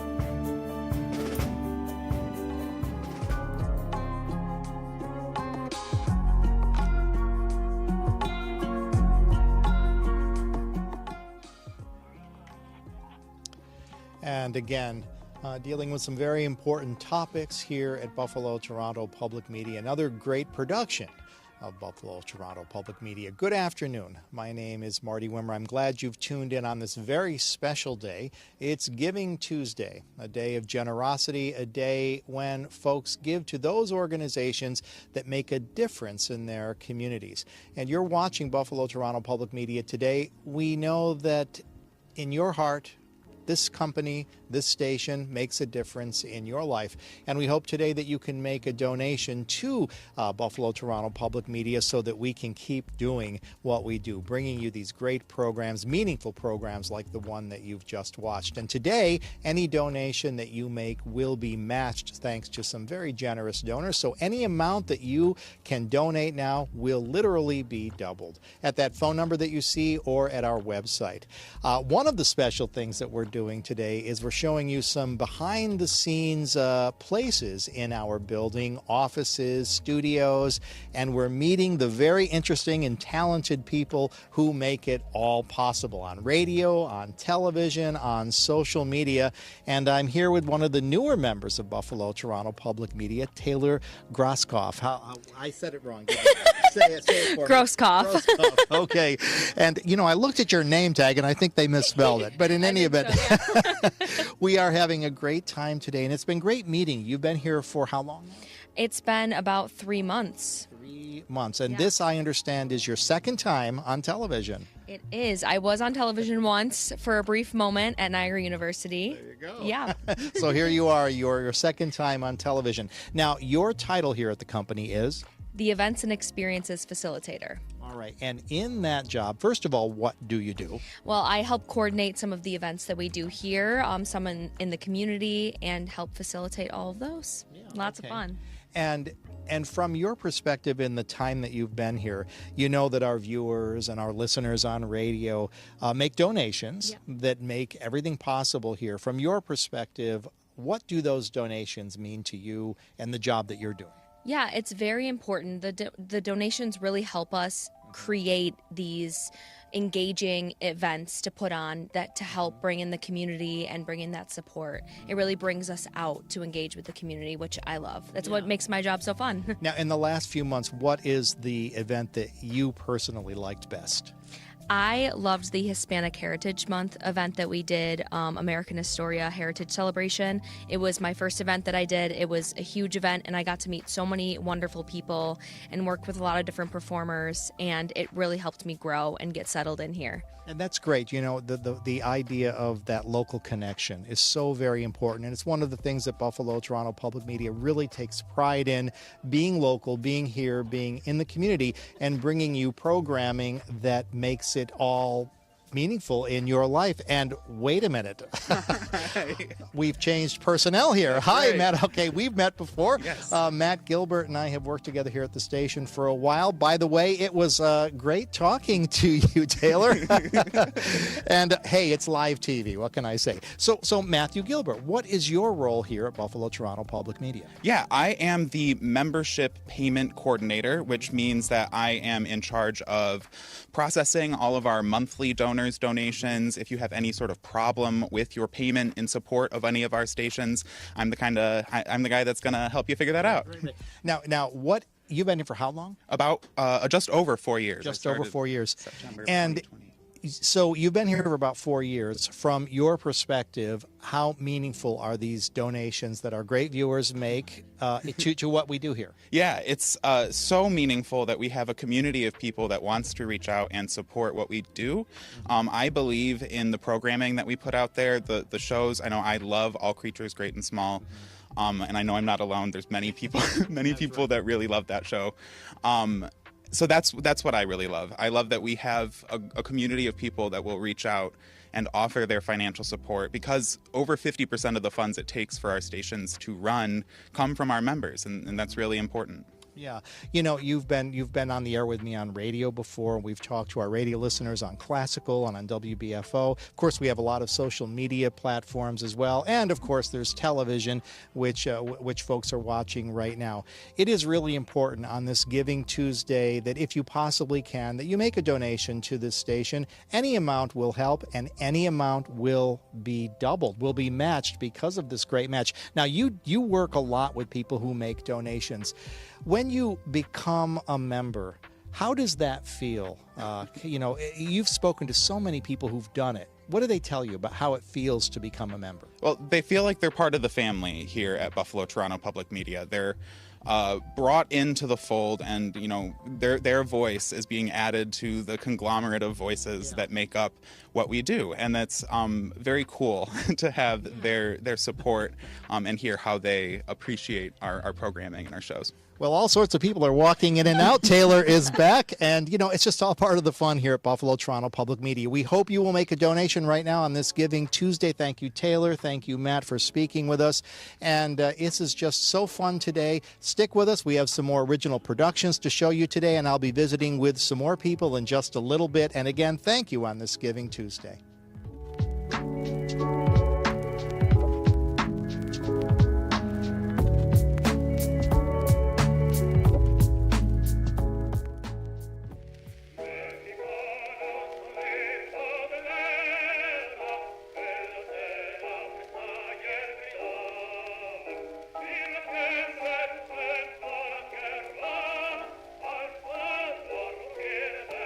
Jaime Nunó is known primarily as the composer of the Mexican national anthem.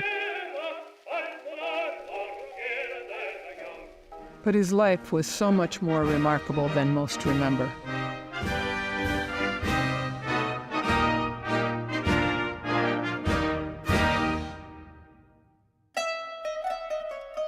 I was born in a small town in Catalonia, Spain.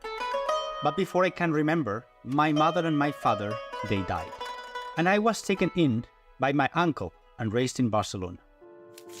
Uncle Bernard saw my potential in music at my young age and sent me to Naples in Italy, where I could continue my studies and learn piano and organ. I studied and loved to compose my own music. When I was just old enough, I joined the Spanish military as a band leader. It was incredible. I traveled all the way to Cuba, where I even met the former Mexican president, Antonio López de Santa Anna. We became friends, and eventually I returned with him to Mexico, where he could become president once more, and I could lead the military bands. Then, an amazing opportunity presented itself. Santa Anna held a contest to find original music for a new national anthem. The lyrics had already been chosen from a poem by Francisco Bocanegra. Nunó wanted to apply for this job, but he was pretty sure that he wouldn't get it because he was not Mexican. Santa Anna leaked the names of the judges to Nunó, and Nunó said, well, they know me, these guys. They're going to know my handwriting on the score. So he wrote the entire anthem, and then he had his friend rewrite it in his writing so that it wouldn't be recognizable, and then put his name at the end, J.N. He won fair and square, having written the best music for this poem. People loved that anthem. But the people did not love Santa Anna. He was overthrown as president, and I began to worry about my safety because people knew how close we were. I made the difficult choice to leave Mexico and move to the United States. I settled in New York City, where I tried to make a living as a musician. Once he arrived in New York City in 1855, he launched a tour of the United States. He would play piano with the orchestra, or he would direct the orchestra, and performed all over the place. He was so tired of being on the road for about 15 years. His friend, Gustav Schirmer, suggested that he go to a city where it was not quite so pressure-oriented as New York, and he suggested Buffalo as a place where music was appreciated. I was nervous at first. I didn't know Buffalo. I didn't know how I could be received, but I found it to be just what I needed after the exhausting years of being on tour. Here, I could focus on my music and live a simpler life, conducting small orchestras and church choirs in the area. I was out of the public eye for years until 1901, where all eyes were on Buffalo for the Pan American Exposition. One of the main focuses of the exposition was our sister republics, Canada and Mexico. So Mexico had a large delegation of both officials of the government, of the military, including a regimental band that played at the Pan Am. That band heard that the composer of the Mexican national anthem might still be alive and in Buffalo, living on Delaware Avenue. They wanted to find me, to tell me how much they liked my work. It was an unexpected and pleasant surprise. Soon, I could hear them coming down my street. They had the regimental band march up and down the street in front of the building, playing the national anthem until he came out. I went to greet them and I said, "Enter my home. I welcome Mexico with open arms." The people of Mexico, and even the president at that time, Porfirio Diaz, invited me back to Mexico, a kind of a celebration tour. Everywhere I went, the national anthem played. I was greeted with cheers, fancy dinners, and praise in every town. I finally understood what the national anthem of Mexico meant to the people and just how important it was. I returned to Buffalo after those few exciting months. For a tired old man, it made me feel proud that my music could connect the people of Mexico in such a meaningful way. Jaime Nunó died in 1908 and was buried at Forest Lawn. He was resting there until 1942, when his body was exhumed and moved to Mexico City to the Rotunda of Illustrious Persons, which was a great honor. He was reburied next to the poet who wrote the lyrics to the national anthem. Even though he was not a Mexican, he contributed to the honor in which people held Mexico in this part of the United States.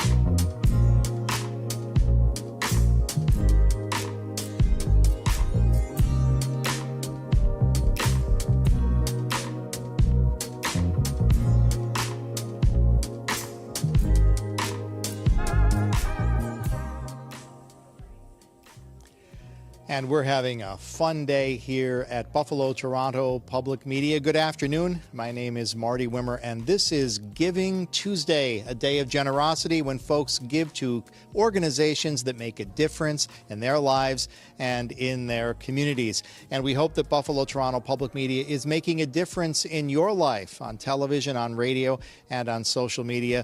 Today, we are taking this wonderful tour of the building and meeting some great people who make it all possible, as we ask you to please make a donation if you can to Buffalo Toronto Public Media on this Giving Tuesday. Your dollars will be matched today. Now, I'm here in this studio often on doing television programs and whatnot, but today we're going to take a look at the larger room, and we're going to meet some of the people who know how it all operates and make it all possible. One of the people is Peter Herman. I've worked with Peter for a lot of years. Hi, Peter. Welcome. Thank you. Thank you. This room, now, Peter is not a person you see in front of the camera a lot. You're a behind-the-scenes person. What is your official title? Broadcast technology engineer. Okay, and tell us, what is a broadcast technology engineer? Well, in my role as part of the engineering team, repair and maintenance of the equipment, setting up the cameras, like in the studio right now we have 4 cameras set up. Sometimes they're 5, sometimes they're even more. Right. They all have to be adjusted, make sure they look as good as possible. So Marty looks good and everybody else looks good. Then you really do work some magic, I'll tell you. Now, I don't know how much of the room the camera can pick up right now, but Peter, as we look around this room, we see all sorts of lights and different sorts of things. Can you point out some things that might be of interest to people to see? Well, the cameras, of course, are interesting, very large. They have teleprompters on them, and you can obviously see what's going on program right now. That's a television camera, right? A television camera, and you're seeing the you're seeing the studio camera, which is much larger. Most people take video with their phones now, and we have to have very, rather expensive equipment to look as good as possible. Folks can see that things are moving around now. Is this sort of a handheld camera, or that's being used right now? Yeah, the one that's being used right now is a portable field camera. Right. But of course, everything costs money. And in the end, it comes down to that on this Giving Tuesday. All of this, of course, costs money, and we're hoping today that you can donate something on this Giving Tuesday so that we can keep up with technology. We can keep bringing you all of these great programs that we can 24 hours a day. We also have some great volunteers in the studio right now who are taking calls. I don't know if we can get a shot of those yet, but maybe at another time. Please give what you can today. Peter Herman, thank you for talking to us, and we're going to another program now.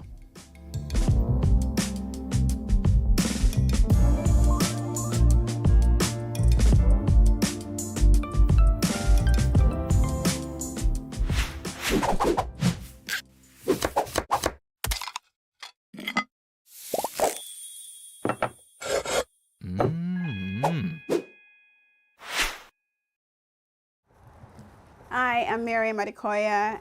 My mom and I will be making jollof rice.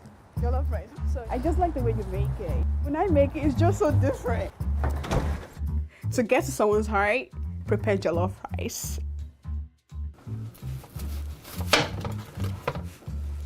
Jollof rice is similar to jambalaya. I remember growing up in Nigeria, it's the only food we eat on occasions. It's not something we eat every day. You eat it on weddings. So when you hear a birthday party, you're so happy that you're gonna eat jollof rice. It's a special meal.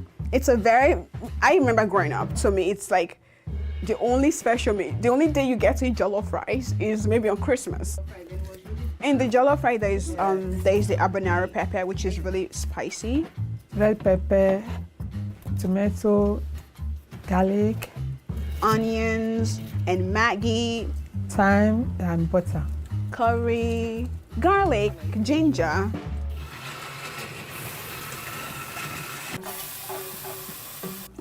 You want to get the meat cooking.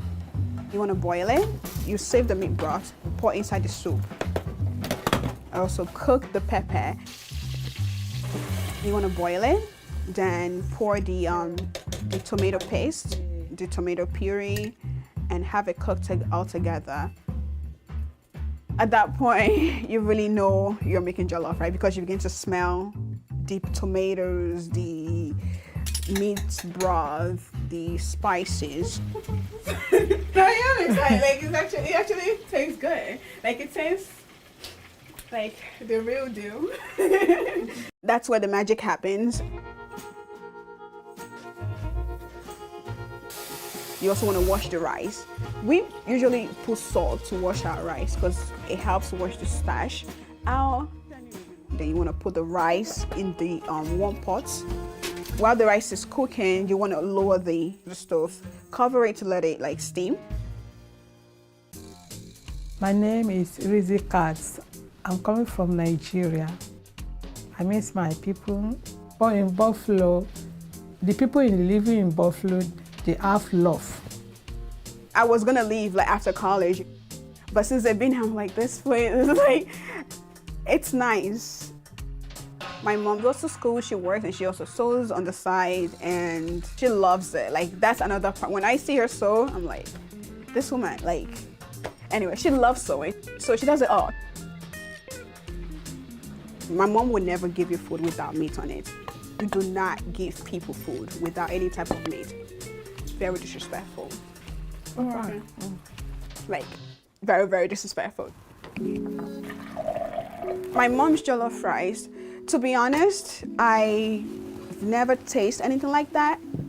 She may not necessarily have all the ingredients she would use in Nigeria, but she still finds a way to find every piece that she could get here.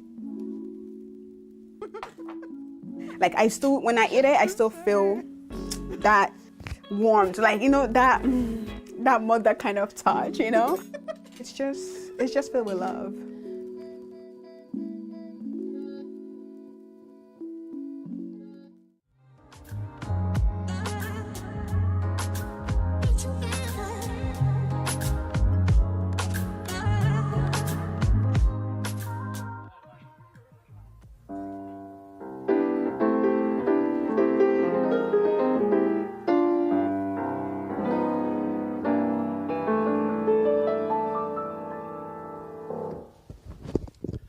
Hey, good afternoon. I'm Marty Wimmer here at Buffalo Toronto Public Media, kind of messing around with a piano and meeting John Garcia on this Giving Tuesday. What's going on? We're taking a tour of the building today on this Giving Tuesday, and we're raising dollars that make all of this great content possible.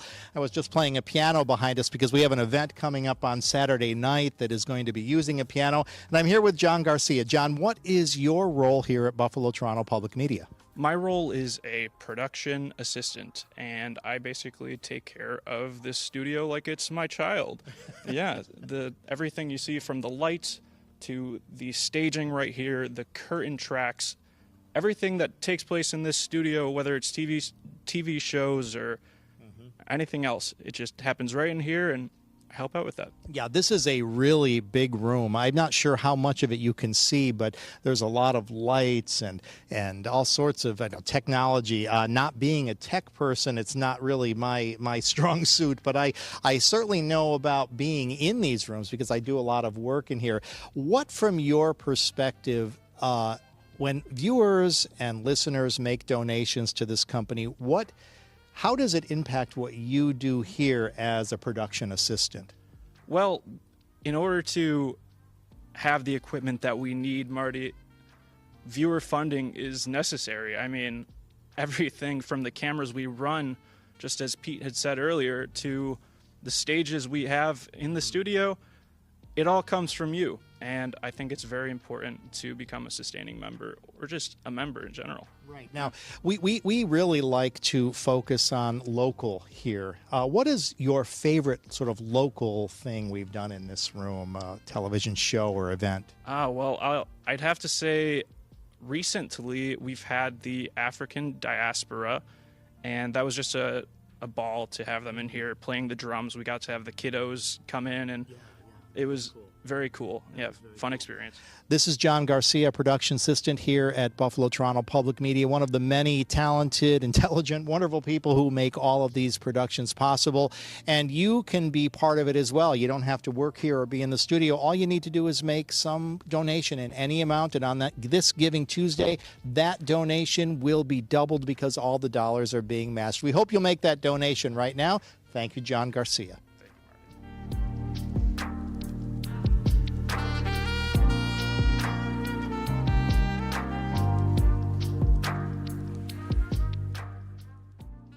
I think I need to feed you a potato, Peter. That's the way it's going. You do need to do that. I need to do that. All right, here we go. In Buffalo, we're so used to marjoram. Yeah, there we go.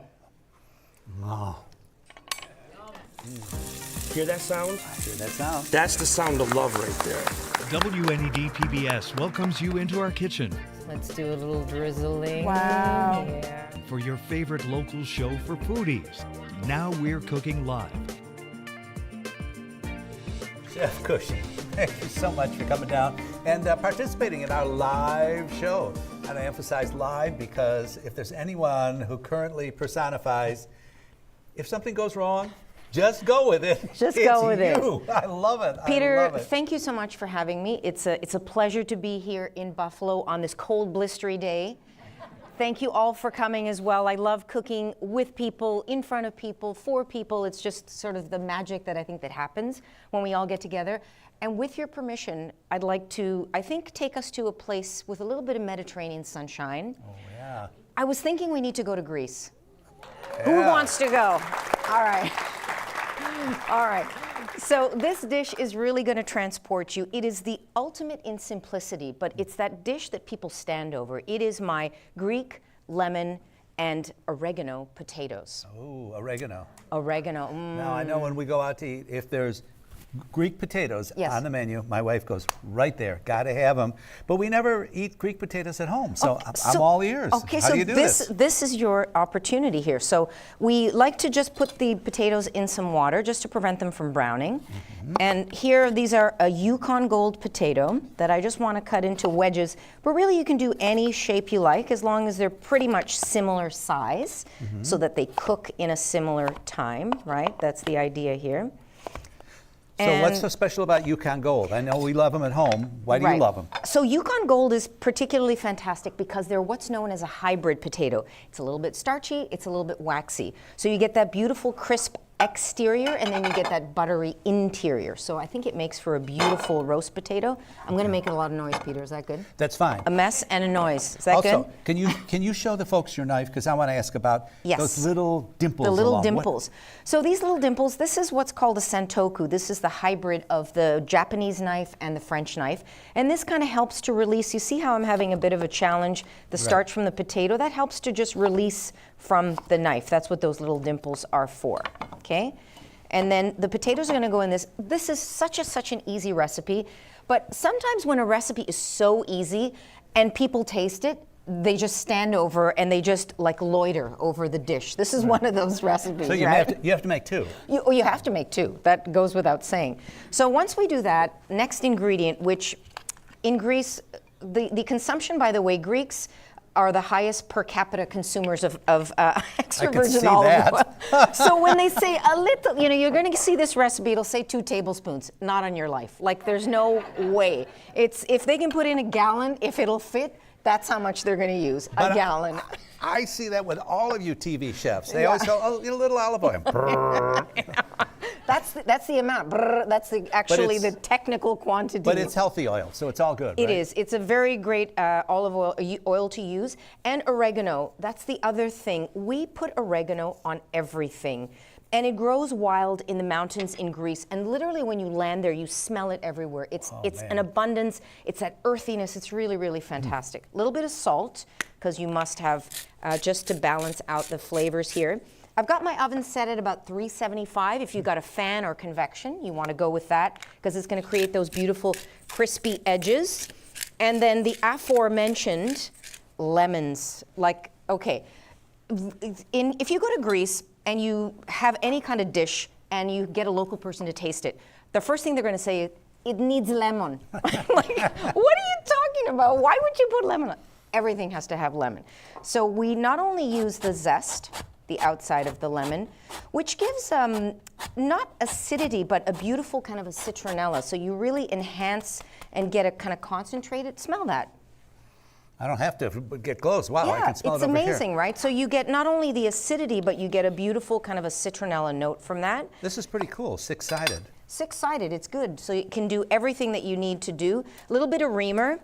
And here we go with the juice of, again, as I said, my Greek folks, probably the juice of a whole lemon going in here. I'm doing a small amount. I love that high-tech imported strainer you got. Oh yeah, this costs a lot of money. This strainer, it's imported from Greece. Imported from Greece. Yeah, it is. And then to this, I like to add a little bit of water. Now the water just creates that moisture that's going to steam them at the beginning, and then after it steams them, it's going to get them crispy. Yeah. So it's a double-edged sword kind of. So we are going in 375, going into the oven, and you're going to gauge this, depending on your oven at home, probably about 40 minutes or so. But look at what happens, Peter. I mean, seriously. Okay. You get those ridges, the crispy bits, and you see all that little brown. That's what we want, right? Would you not be standing over top of this? A little bit hot. Now, the last thing I'm going to do, just to kind of brighten things up a little bit, is just give it some fresh herbs. Herbs are another big part of the Greek cuisine. So we're just going to do a little simple chop of these fresh herbs and brighten that up. Now, wait a minute. Herbs, but specifically? Specifically, I have parsley here. And I also Italian have parsley, or this is flat Italian flat parsley. Italian parsley, Yes, okay. we're friends, Greeks and Italians. We do a lot of like Okay. we do a lot of co-authoring. And this is something you maybe people don't know a lot about. This is marjoram. Marjoram is also related to oregano, distant cousin. Okay. But you can use it in the same way. So sometimes I like to throw a little marjoram on there. Just gives it a slightly different, a little more earthy, a little more, oomph. I think I need to feed you a potato, Peter. That's the way it's going. You do need to do that, I yes. need to do that. All right, here we go. In Buffalo, we're so used to marjoram. Yeah, there we go. Oh. Is it? Do you say yes? It's surprisingly sweet. The potato itself is sweet. Isn't that crazy? So It is crazy. It's You totally didn't use crazy. any sugar or anything. No sugar. It's the potato. That's the Yukon Unbelievably- Gold, right? Oh, okay. Now, when you said Brighton, I thought you were going to put more lemon on top. Don't You do that? Don't, because it's gonna make them soft. But some people do like them soft. So again, if you give it to a Greek, they were like, it needs more lemon. That's what it needs. It's totally up to you. That is pretty special. Thank you. And so that's easy it. to make at home. I mean, literally so easy. Okay. So we got the beauty shot of that? Everybody got We're to good. see it? It looks Okay. beautiful. Wow. Excellent. Do you guys That's feel great. warmer already? I We're in feel the warm. Mediterranean sunshine, yes? Yes. Awesome. I do have to ask you a question, though. Yes. We're asking all of our guest chefs. Okay. Yes. Why do you think this program is important to the community here? I think it's so important to connect with your local culinary scene. It's the thing that really connects us on a small level, like on the ground here, and then you'll tell someone, they'll go, they'll visit, and it spreads, and then that also connects us as a country. And then, us over in Toronto, we get to hear it and see it, and throughout the whole of Canada. So it's really a way to connect with people through food that's so important. Thank you. Thank you.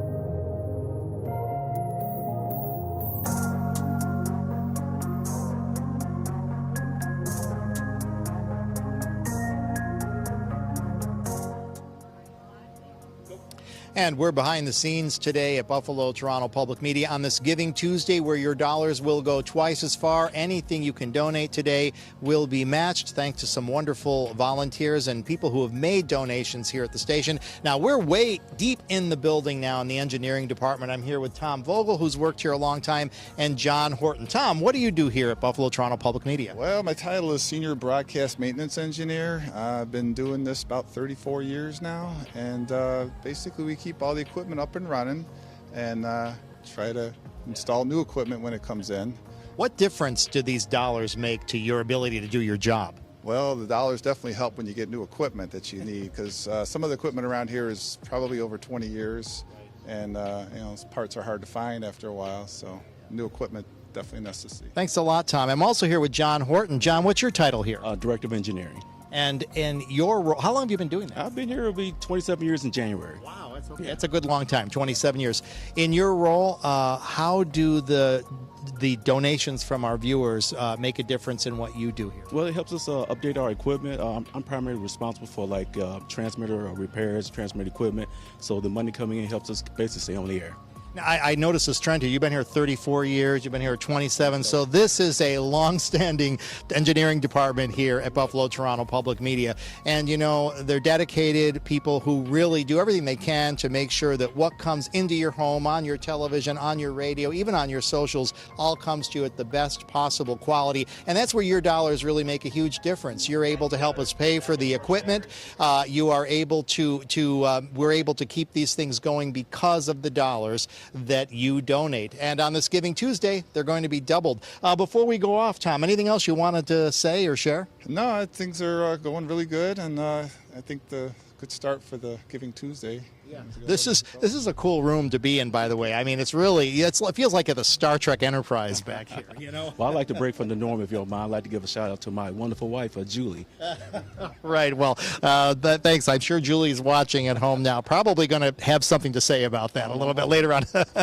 We just hope that today you will do what you can on this Giving Tuesday to continue helping us make all of these great productions possible. Again, this is the engineering department. This this is where a lot of the most expensive equipment lives, and it's taken care of by Tom and John and all the other staff here. Real people who live in the community with us, who really understand what it is to be local, to be here in Buffalo, here in Western New York, and your dollars, your local dollars, make it all possible. So thank you for watching today. We're going to be doing a little bit more behind the scenes, and we hope you'll stick with us. But most of all, we hope that on this Giving Tuesday, you'll remember Buffalo Toronto Public Media. I know there are a lot of worthwhile organizations out there that would like your dollars. Please remember Buffalo Toronto Public Media as well, and thank you.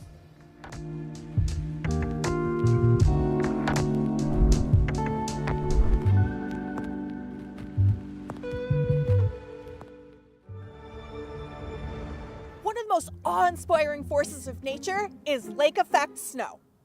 This phenomenon is one of the main reasons why areas near big lakes, like the Great Lakes, get such remarkable snowstorms. Lake effect snow occurs when cold air passes over relatively warm and moist air above a lake. The warm water vapor rises quickly, freezes, and then falls as snow. And often, it's a lot of snow. In Buffalo, New York, lake effect snow is a big part of our winter's reputation. We even give nicknames to the storms. There was the October surprise in 2006, which brought us 27 inches of heavy snow. That was fun. And then in 2014, Snowvember dumped 7 feet of snow in Buffalo's southern suburbs, while mere inches fell just a few miles away. Neighbors north of the band could see a wall of snow. That's one of the wonders of lake effect. Depending on where you live, a storm may deliver multiple feet of snow or almost nothing at all. Lake effect snowstorms can be difficult to predict because they could be affected by many factors. But when the right conditions come together, it could be so wrong. Well, unless you were hoping for a snow day. Today we're going to explore the science of lake effect snow and see why Buffalo is so often in its bullseye. Lake effect snows are exactly what they sound like. They're snowstorms that result from the effect that a lake has on the local weather. And there aren't many places in the world that have the right ingredients to make it happen. It's most commonly associated with the Great Lakes, but also occurs on the east shore of Hudson Bay and even the west coast of northern Japan. As large masses of cold air, usually from Canada, move south, they pass over the huge open waters of the Great Lakes. Compared to the Arctic air above, the waters of the Great Lakes are relatively warm. If the winds and temperatures are just right, the air acts like a big sponge that sops up water from the lake. As this warm air rises, clouds form in narrow bands that could produce 2 to 3 inches of snow per hour.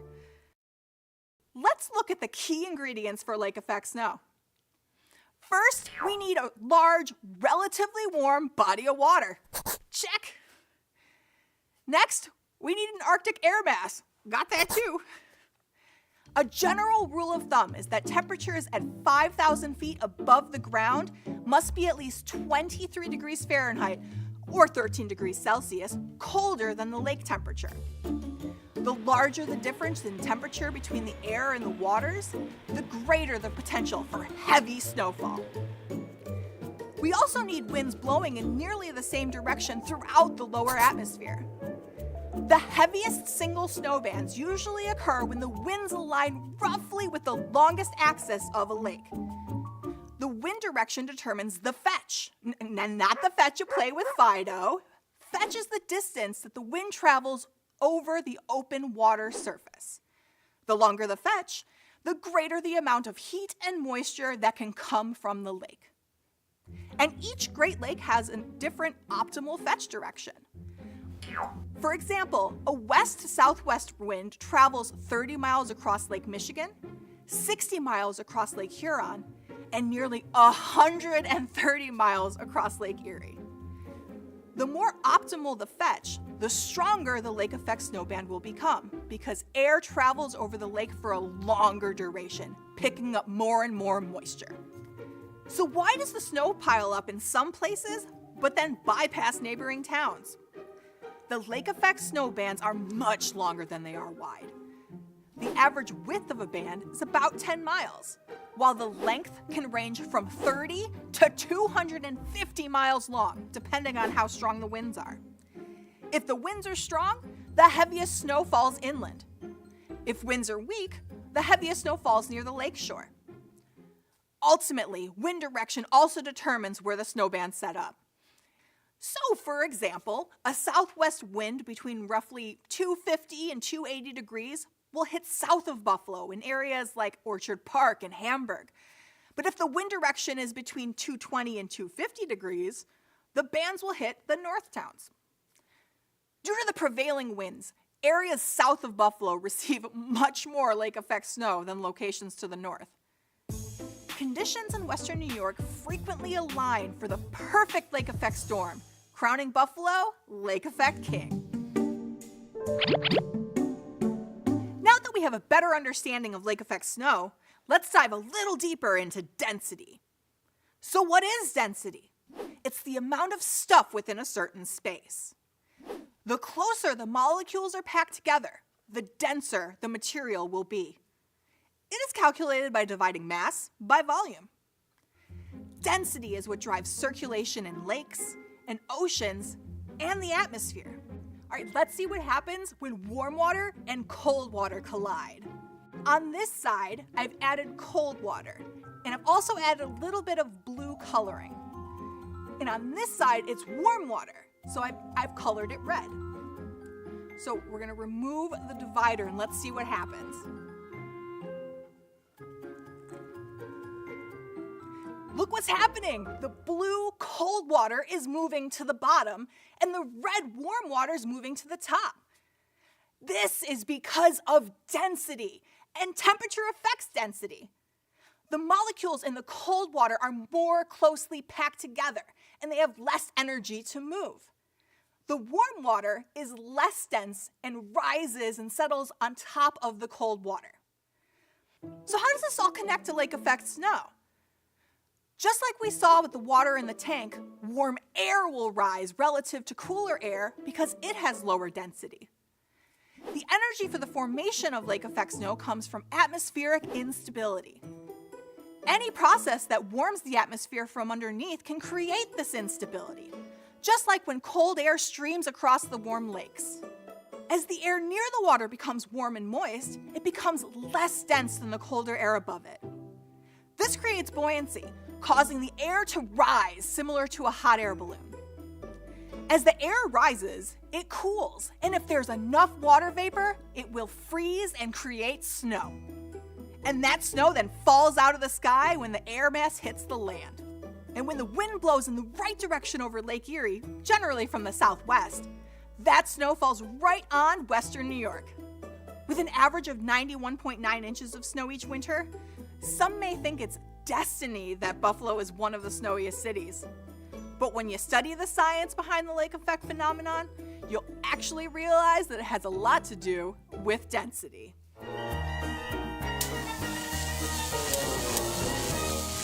We saw the role that density plays in lake effect snow formation.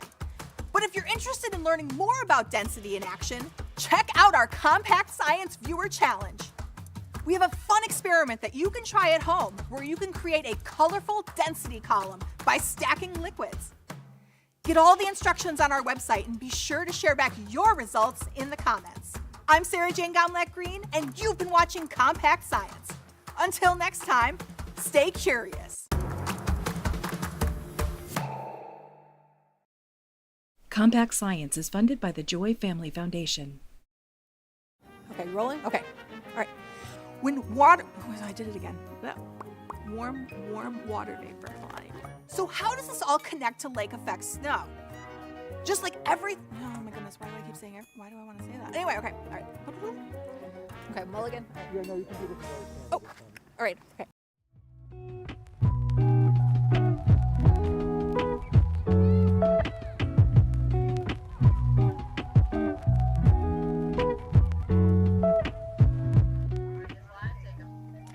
Good afternoon. We're behind the scenes today at Buffalo, Toronto Public Media. My name is Marty Wimmer, and on this Giving Tuesday, we are having a great time sharing the inside scoop here at Buffalo, Toronto Public Media with you, showing the facilities and meeting some of the very talented people who bring you all the great television and radio and social media content that you have grown to enjoy. And right now, I'm in a room that we call Audio One. And the head of this room, if you will, is my good friend Aaron Hevron, who's actually working this show on this board. Doing my own audio, right? So what's going on here? Aaron's doing his own audio. All the audio that's going out to our YouTube live stream and going out to our air is all coming through this audio console. And I'm responsible for putting in the music that you hear before we actually go into the programs themselves, and the audio for this microphone right here. This is kind of hard to believe. You're like building the plane while flying it here all at the same time. You know, how long have you been working here, Aaron? I have been here for 5 years, but this is my second tour of duty here at Buffalo, Toronto Public Media. I originally started right out of college in 1989. Okay. Yeah, and then left for a little while, and then was more than happy to come back and do what I love. You know, when you think about all the great people who view and who make donations and who've done so over the years, and maybe especially today on this Giving Tuesday, from your perspective, what do those donations mean to what you do here and our overall mission for the community? Well, the most important thing is we can't do what we do, especially in an audio environment. We can't do what needs to be done without equipment, and we have to stay on top of the newest technologies that are coming out, and we certainly can't do it without member dollars. Some of this equipment, especially the new digital equipment, is not cheap, and it costs a lot of money, especially if some of this expensive equipment needs to be repaired, and we can't do it without member dollars. It's impossible. This board looks incredibly complicated. I have that feeling of being like on board the Starship Enterprise here. Yeah. It's really, is it as complicated as it looks?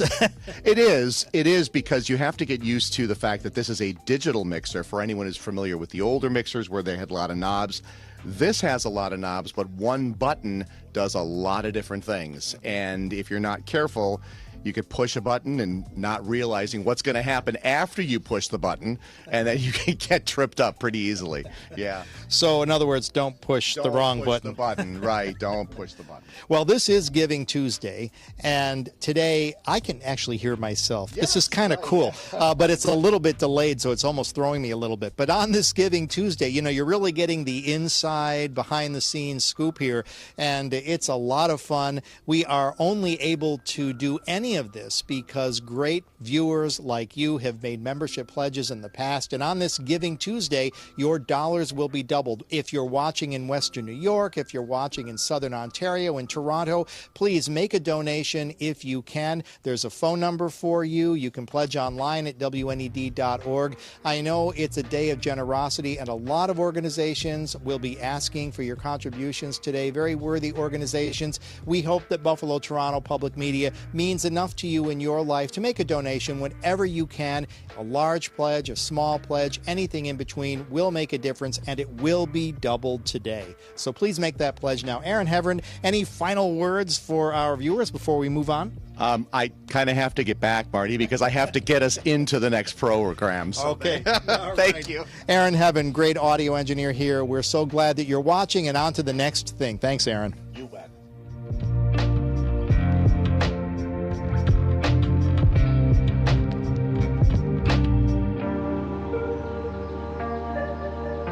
Architecture has a tremendous effect on us.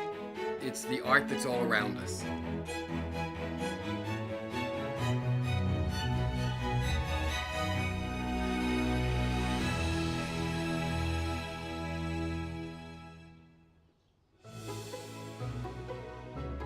Architecture should be a safe place, an exhilarating place, a beautiful place, an inspiring place. Doesn't always manage to do that, of course. Not all architecture succeeds at that, but the best architecture does.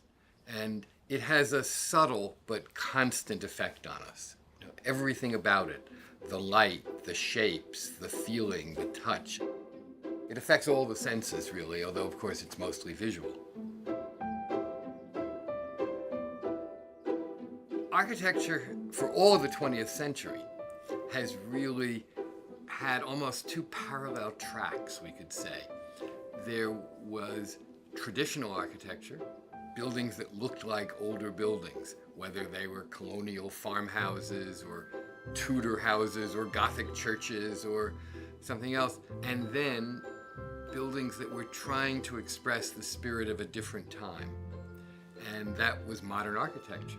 In those days, in the 30s, modern architecture was an attempt, often through stone and other majestic materials, let's say, to reinterpret the spirit of the time and to evoke the grandeur, the beauty, the majesty of 19th century American architecture, but do it in a new way. Those two parallel tracks kind of began to merge in a really interesting way in the 30s. And some magnificent things came out of that time. Rockefeller Center in New York is one of the very greatest. And Kleinans in Buffalo is another great building that emerged out of that period that tried to evoke the grandeur and the majesty of a more traditional building, but do it in a new way. The architectural heritage of Buffalo is one of its great selling points. It is the only city in America, other than Chicago, that has buildings by Henry Hobson Richardson, Louis Sullivan, and Frank Lloyd Wright, the three greatest figures to have come out of 19th century American architecture. And it's a city that has, done a remarkable job in taking care of its great monuments and restoring them, particularly the Darwin Martin House by Frank Lloyd Wright. The only exception to that, I think, is the terrible loss of the Larkin Building, one of Frank Lloyd Wright's greatest buildings, that was inexplicably torn down in 1950. Buffalo has done an awful lot to repent for that sin and make it up with better architecture since. I think what Kleinans said to people is that there is a new way to make a space in which you can experience music. Kleinans has a grand lobby, it's a gathering place, it has multiple halls within it. It was built to be an important civic presence, not just to be an auditorium standing alone. The Saarinen blazed that trail in music with Kleinans because there had been no major concert hall built in the modern architectural language in the United States before then. There were some smaller halls. There's a fantastic auditorium by Joseph Urban at the New School in Greenwich Village in New York. There's Radio City Music Hall. There were a few other unusual, important things before, but not many. I believe I'm correct in saying that every major American orchestra played in, an older building like Carnegie Hall in New York, where the Philharmonic played, or Symphony Hall in Boston, or Orchestra Hall in Chicago. All wonderful places in their way, fantastic places.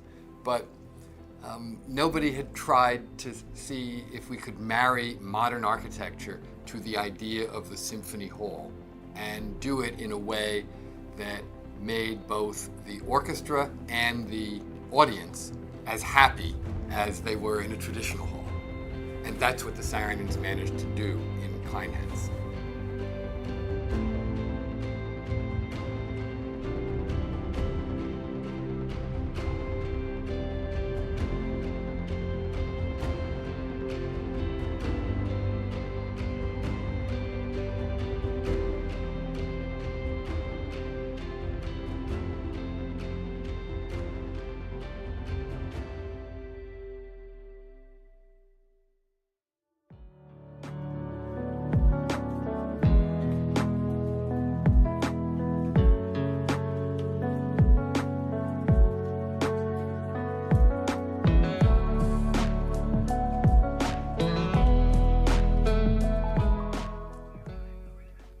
Good afternoon. My name is Marty Wimmer, and we are behind the scenes today at Buffalo Toronto Public Media on this Giving Tuesday, a day of generosity and a day when we're asking you, our viewers, to donate what you can to Buffalo Toronto Public Media so that we can keep doing what we do here, bringing you wonderful local and worldwide content.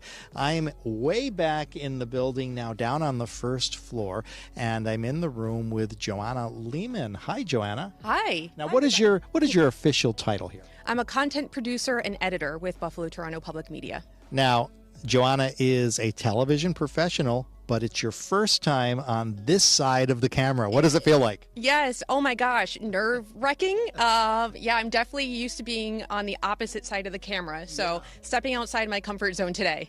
Well, you know, stepping outside of our comfort zone is probably a good thing every now and then. Joanna knows all about how to make TV happen, but being on this side of the camera is something really different. So a lot of folks can probably relate to that feeling of being a little nervous on TV. Yeah, absolutely. So what are you excited about in your job right now? Oh my goodness, there's so many different things to be excited about. We are doing a variety of content production, from podcasts to digital series. Right now I'm working on a digital series called Compact Civics, and that will be a lot of fun with our host Corey McCants, who is just a blast.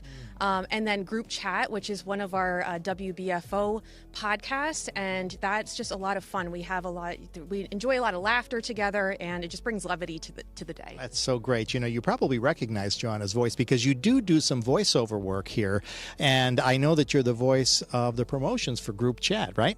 I am, yes, I do some of the. Oh my gosh, support for WBFO. And say we're talking about what you're talking about. Yes, we are. That's exactly it. We are talking about what you're talking about. Everything pop culture related. So this is the voice that does those wonderful promotions for Group Chat, a program, by the way, that I just love on WBFO.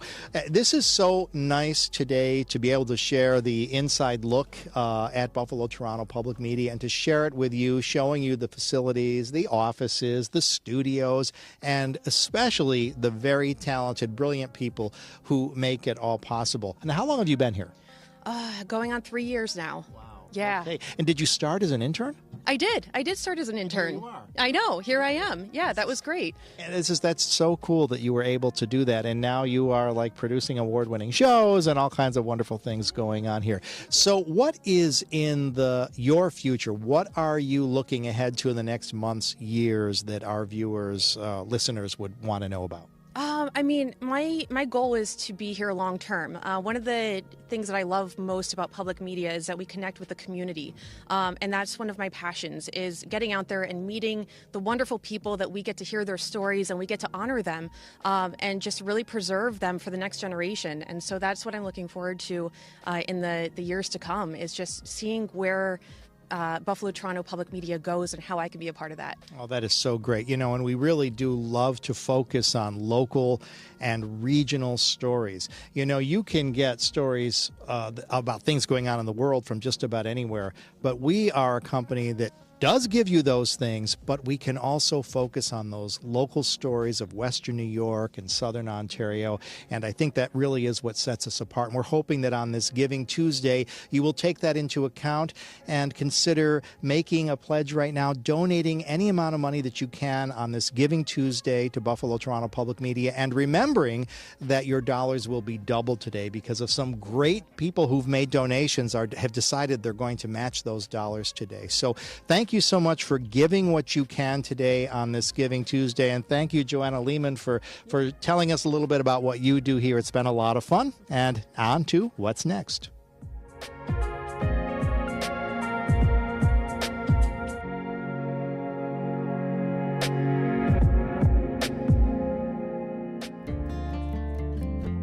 USA is the land of opportunity. It's a land of immigrants.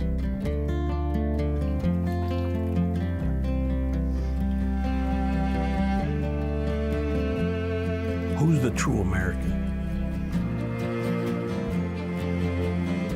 You come here for a better standard of living, for a better future for yourself and your family.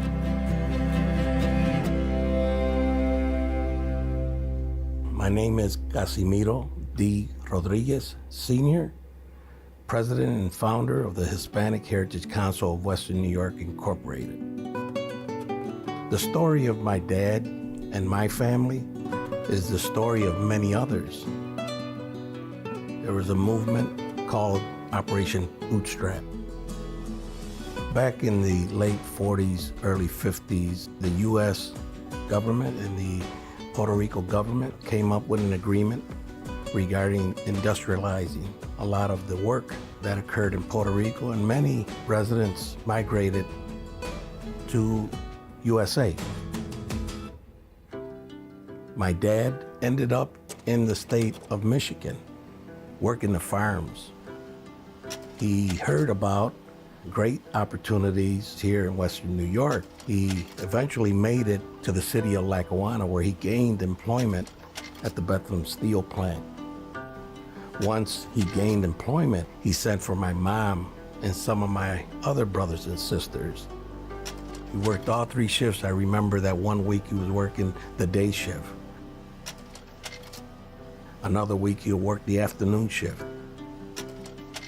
He provided for all of us. I think about the slogan that the family that prays together stays together. That's for real. Faith was the cornerstone of their determination and dedication and commitment to succeed. The role that faith played in my family, it played in many families. It helped overcome many of the obstacles that many families faced. My parents were dominant in Spanish. They spoke broken English. And I recall that my mom had appointments. I used to go with her to translate for her. You know, here you have a doctor or you have a nurse telling you what's wrong with your mom, and here a 7, 8-year-old is translating for her.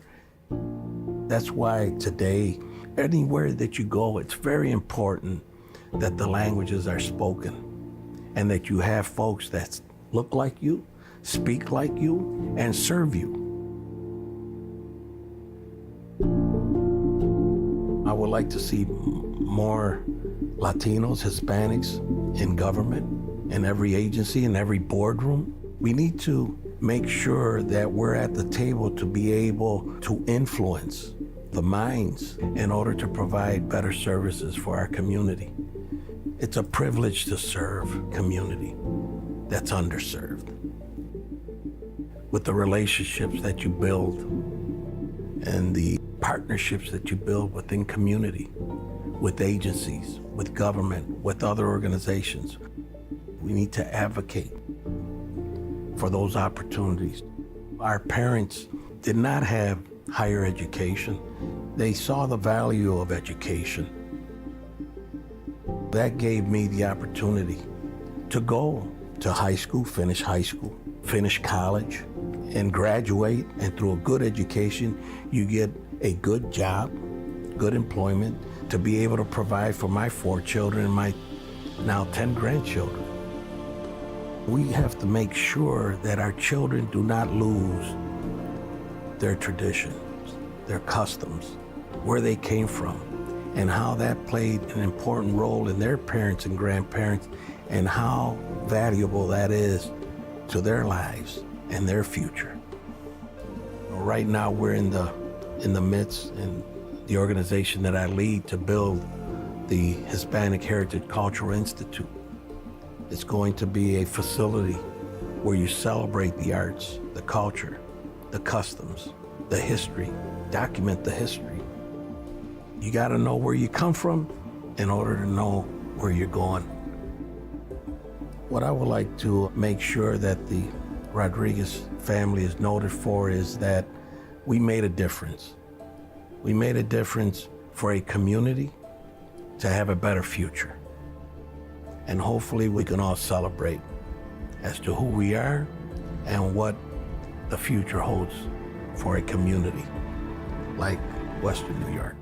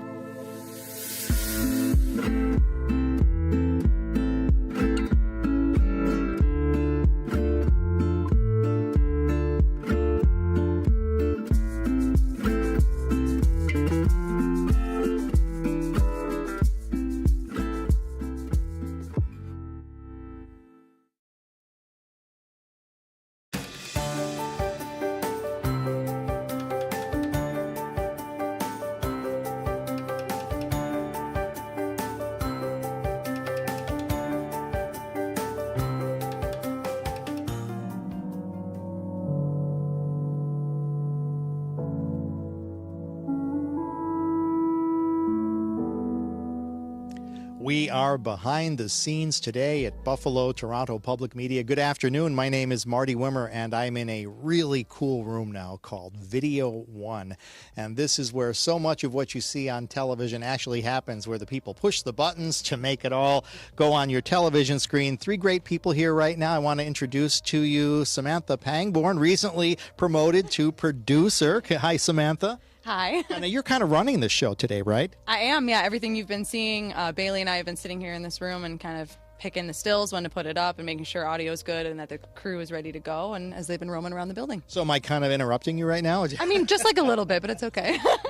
It's really great. Thank you, Samantha. This is Matt Hitch. Been working with Matt for a while now. Matt is in our maintenance department, and you have taken this opportunity to learn a whole new thing. What are you doing? Yeah, Bailey's teaching me to be a technical director. I was doing camera operating before, and then when we're not on the scene, on the camera, I come in here, and then I start paying attention to what they're doing and took an interest, and so they've kind of taken me under their wing here. Oh, that's really cool. That's one of the things about Buffalo Toronto Public Media. Anybody who works here will tell you that we are really open to giving people opportunity to try new things, to let their talents shine. Even in my case, I wasn't necessarily trained to do this. It's just something that happened over time, and it's something that I think we all love about working here, is the fact that we are able to try new things. At this end, we have Bailey Krytoff. Bailey started off here as an intern, right? As a production assistant, and so what are you doing these days? I'm the content creation specialist, so I do everything from editing videos to audio on lots of the productions that you've seen today. I do camera on some of the productions, and then, I do technical directing for Live Pledge and live events. Yeah, I don't know if the camera can see all the buttons here, but there are about 6,423 of them there, and that is the right number. And how do you know how to operate all these? So my job here is I'm the button pusher. So I don't make the decisions. I listen to Samantha, and she's as the producer, she lets me know what to do, like what camera to go to or what still to put up on screen, and then I do it. Now let me ask, have you ever hit the wrong button? Oh yeah, it's happened. We don't like to talk about it, but it happens. It happens, right. You know, it's live TV. Well, this is Giving Tuesday, and we're having so much fun today going around the building, meeting the great, talented people who work here at Buffalo Toronto Public Media, who bring you the magic on your TV screen, on the radio, on your socials, so that you can enjoy the content that is sometimes locally based, regionally based in Southern Ontario, and of course, things that come to us from around the world. And we're hoping that on this Giving Tuesday, you will remember Buffalo Toronto Public Media in your generosity, in your giving. Anything that you can donate today will be matched dollar for dollar. So if you could give $50, it would become $100. If you gave $1,000, it would become $2,000. If you gave $5, it would become $10. There is no contribution too large, no contribution too small. Whatever you can give on this Giving Tuesday will really make a difference as we keep giving young people opportunities to advance in their careers and to develop their talents, and as we keep bringing you the content that you enjoy so much day and night, 24 hours a day, 7 days a week on the many platforms here at Buffalo Toronto Public Media, on radio, on television, and of course on socials. Anybody have anything else they wanted to make sure they said while they had their time on camera? Samantha? Yeah, I mean, I would just encourage you to give. This is my job, fundraising. I do all the pledge drives on radio and on television. And today is one of those really incredibly exciting days where we've all been running around and trying to show you the ins and outs of everything that happens at the station to entice you to give. And when you give, as Marty said, it's going to be doubled. If you give as a sustainer, your annual amount is doubled, which I just love to point that out. So it's not just the one-time, gift that you give this month. It's the whole amount. So I would love if you guys donated and let us know you're enjoying this behind-the-scenes adventure. It really has been fun today. And I've worked with Samantha a lot, both in television and in radio. Fabulous producer.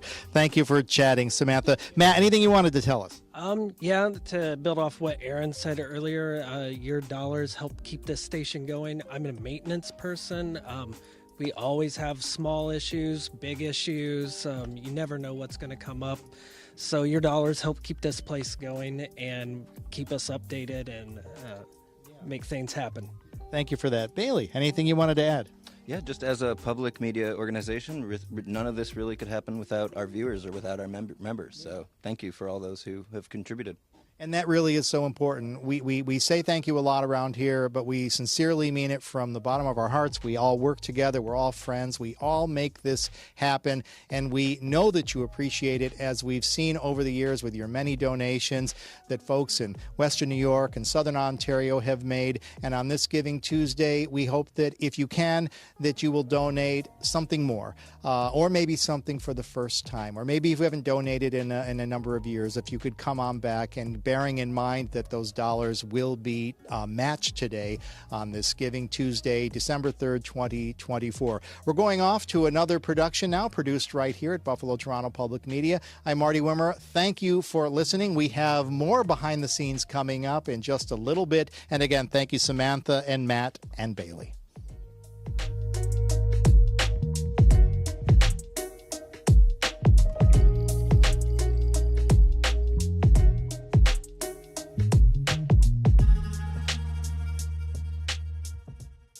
I'm very a big advocate for education, so I really wish and hope that every kid will get educated and chase their dream.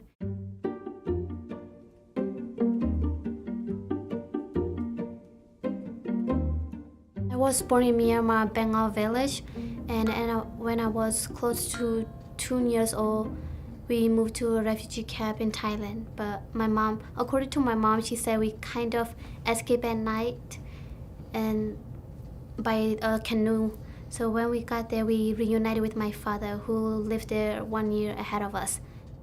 Growing up in refugee camp, all I could remember was my dad constantly remind us to studying, because he always said that if we're not educated, we will end up being in the farm all day long, having to work under the rain and the sun, and he don't want that for us. So education is very big in our family.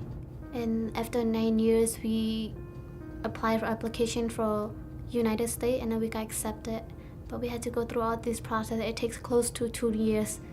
And then in 2009, we moved to United States.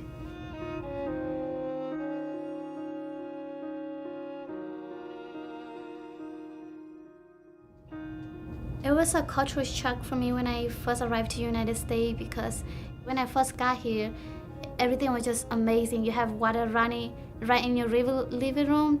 Back home, I had to wake up really early to get water every morning for the house. So when I first got to Camel Middle School, me and my older brother were the only 2 students that did not speak English. My social study teacher was very welcoming, even though I did not know any English. School was kind enough. They printed like a bunch of pictures, like pencil, bathroom, board, and they put it in a folder for me to carry in. And I carried that folder everywhere that I go to. And if I wanted to communicate, then I just pull up a picture and show it to them. My middle school teacher changed my life completely. So I'm grateful for teaching, and I am the first person in my generation to go to college. So to my parents, that's a very big deal. I am currently at Buffalo State College going for K-6 education. I want to teach ESL.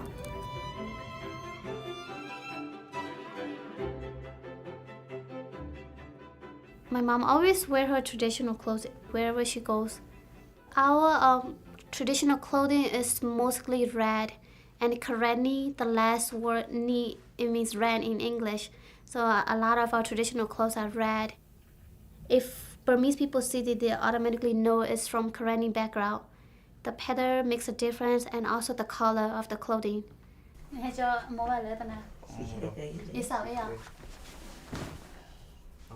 My mom always encouraged my younger brother to speak in our native language so that they don't lose it, but they are already slowly losing it.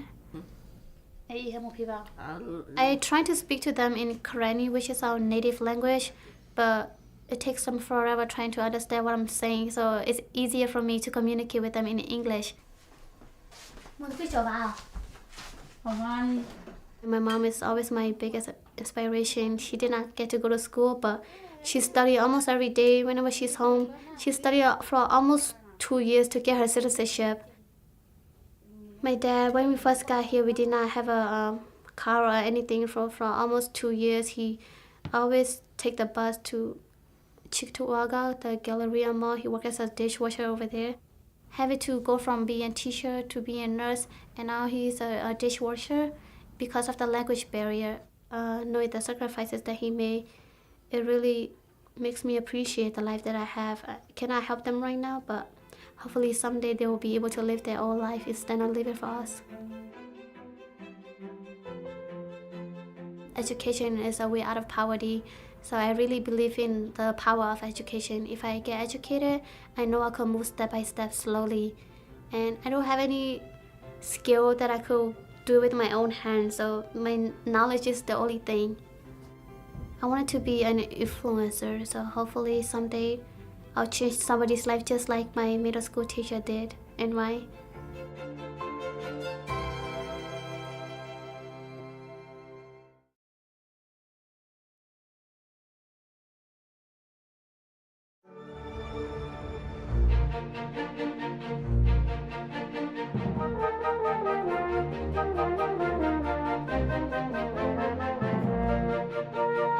Niagara Falls, one of the most recognizable waterfalls in the entire world.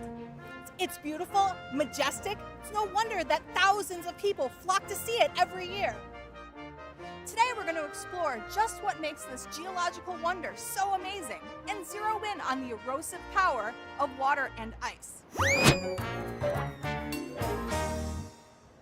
Niagara Falls isn't famous for being the tallest waterfall in the world. In fact, there are about 500 that are taller. What makes Niagara Falls so impressive is the amount of water that's flowing over it every day. Niagara has the highest flow rate of any existing waterfall in North America. In the summer, more than 168,000 cubic meters of water go over the crest line of the falls every minute. That's enough to fill 13,000 bathtubs every second. It's a combination of height and volume that makes Niagara Falls so breathtaking and moving. I mean, literally, it's moving. Niagara Falls hasn't always looked like it does today. Over time, rocks and landscapes, well, they change.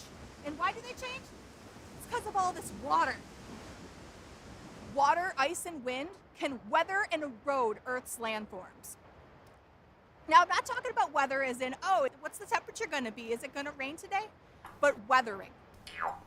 The process that takes place where rocks are broken into smaller pieces. So weathering is like a hammer that breaks down the rocks, and erosion is the process that carries the fragments away. Water is the main cause of erosion on Earth. The greater the force of the water, the faster the rate of erosion. The rapids above the falls reach a speed of about 25 miles per hour, with the fastest speeds occurring at the falls themselves.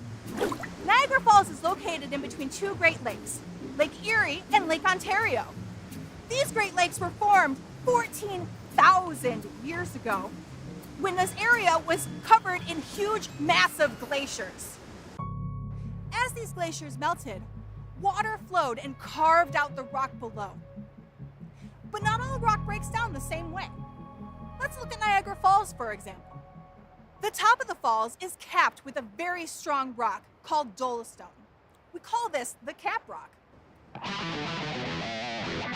This Lockport dolostone is about 20 meters thick and protects the top of the falls where the water goes over. Underneath the cap rock is much softer rock.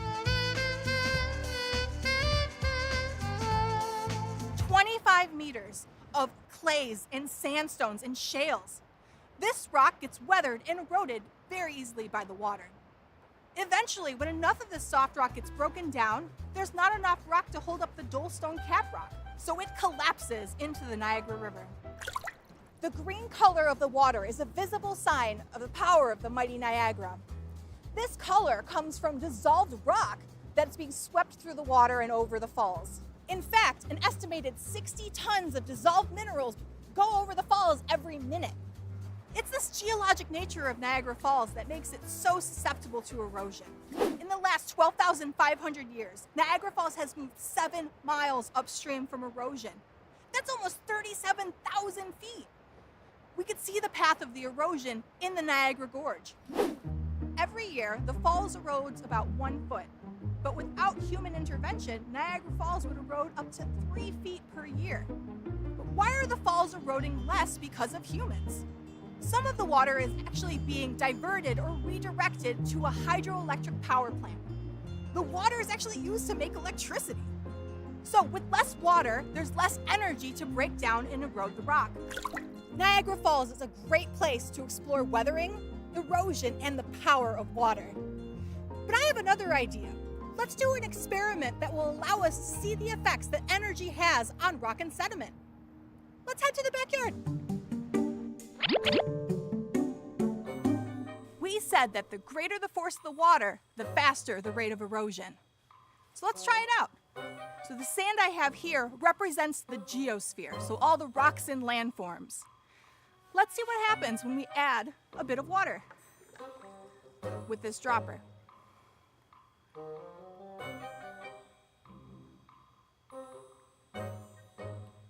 Oh, that's pretty good.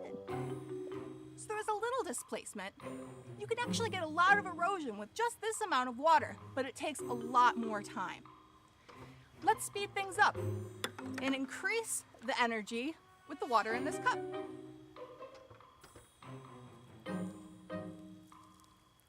Oh no! Oh, cup crashing down. Oh boy. Oh boy. Man down. Now we're beginning to see some erosion, but let's increase it even more with the energy in this bucket. Oh boy.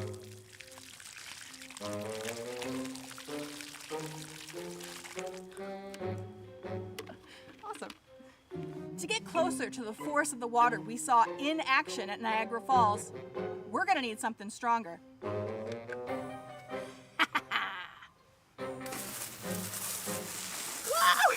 Oh man.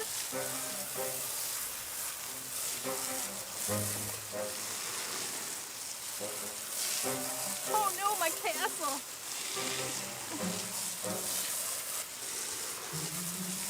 Now that's more like it. I think we've successfully recreated the fury of the falls.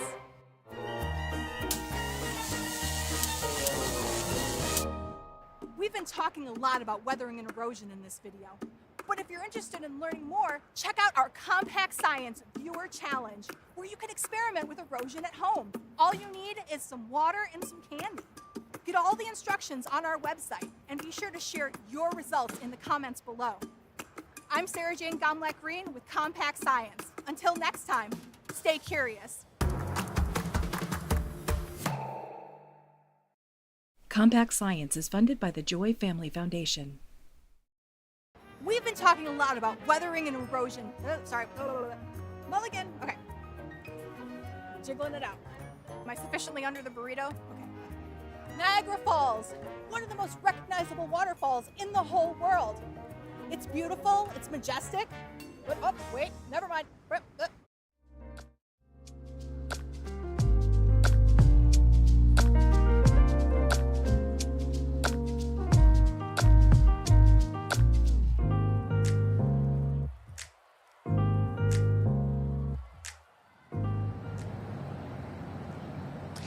Good afternoon. My name is Marty Wimmer, and you're at Buffalo Toronto Public Media with us on this behind-the-scenes afternoon on this Giving Tuesday, December 3rd, 2024. I'm here with the president and CEO of Buffalo Toronto Public Media, Tom Calderon. Hi, Tom. Marty, thanks for joining me. This is where I sunbathe every day, and I did it today, even though it's a little cloudy, but this is where I sunbathe. So thanks for bringing cameras up here. Frostbite day. Frostbite for sure. Well, we're actually on the roof of Buffalo Toronto Public Media, which is what, 5 floors up? Yeah, it's 5 floors up, and there's a beautiful view of not only the city, but also Canada, which we also cover. So it's just actually one of those spectacular views up here, just looking at the city and the region, and it's just beautiful. Yeah, I'm not sure if the camera can do it. I think they're doing it now, getting a nice view. You can see the Skyway there and, of course, the M&T building and all the way around. It's really a fun place to be. Now, I've been here for about 30 years, only my second time on this roof. You've been here, what, 3 years now? 3 years. I was here a couple of months ago when our county executive was here to talk about the chiller that the county gifted us. And this is the second time they've been up here with you. So I think maybe I might be up here a little more often. I think, yeah. It's kind of cool up here on the roof. Well, you know, this is Giving Tuesday, and it's a very important day to many organizations around the world as we all tap into our own sense of generosity. And today we're hoping you can remember Buffalo Toronto Public Media on this Giving Tuesday. And Tom, as CEO of this company, you know firsthand, maybe better than most, what these donations mean. Yeah, and I mean, and this is why we're doing the behind the scenes all day with you. The reason why we're doing the behind the scenes is so that you know when you're giving to Buffalo Toronto Public Media, particularly a day like Giving Tuesday, you get to see our education department, the engineers that have been here since 6 o'clock in the morning putting things together. You know, it is really the reason why you're giving to Giving Tuesday is because of the initiatives that are put together with the staff that's here. So it isn't just about like, hey, we're nice people. Also do it because you know all the important work that's being done in this building for both sides of the border. So Giving Tuesday is not only about giving a nonprofit an opportunity to be better, but also think about the impact you can have on Giving Tuesday by giving this donation. Yeah, you know, I've had the luck of having a lot of good conversations today with my coworkers here, and I'm noticing some real themes. And some of the themes are that people love working here. People really have a passion for this work. You know, I said at one of the staff meetings once, I thanked the people that worked here for allowing us to be part of their career. That is so important to me because I know the blood, sweat, and tears that go into this. I know that the people that work here think about the community and the mission 24/7. It just doesn't shut off at 5 o'clock on a Friday. It's constant. And if you think about the initiatives like the live performances that you do, the stuff that the Bridge does, WBFO with all the blizzard coverage this weekend, and of course WNED PBS with the local content that you're seeing right now, pretty much all afternoon. Let's Go, Making Buffalo Home, America Astoria, all of that is done because the mission is there and because of the belief of what we do for our audience 24/7. Do you think you could name something that in your 3 years that you've been at the CEO that you're most proud of that's happened in the last 3 years? You know, it's funny. I started here during COVID when we did the opera in our studio downstairs during COVID, and I was very proud that somehow we pulled it off. I'm also proud of, you know, the adaptive sports, wheelchair football. I'm proud of the virtual field trips of Let's Go. Brave Spaces, you know, looking at a way different audience and a new way of communicating to that audience.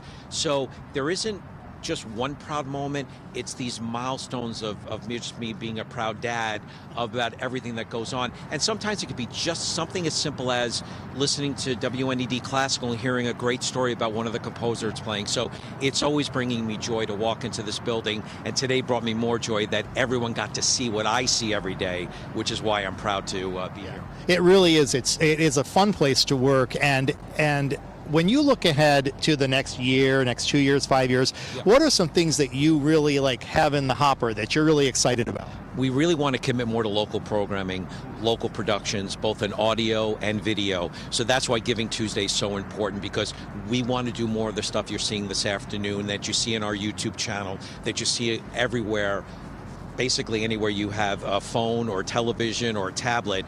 I want to do more local productions. There's so many stories to be told on both sides of the border. I had a chance to spend a weekend in Niagara on the lake and talking to people there, and you realize, yeah, Shaw Festival's there, great restaurants, great people, but there's some really great stories there that we have to uncover, as well as in Hamilton and Grimsby and St. Catharines and Toronto. So doing more local production, I think, is going to be important, and also putting the faces out there, not just the people like you and I, but everyone else that works here, and being more part of the community now that things have opened up even more. So that's really important to me too. Yeah, that local connection is really special, and to me, I think about that, and I think that local connections really sets us apart from other platforms. There's a lot of good media out in the world, but we're here.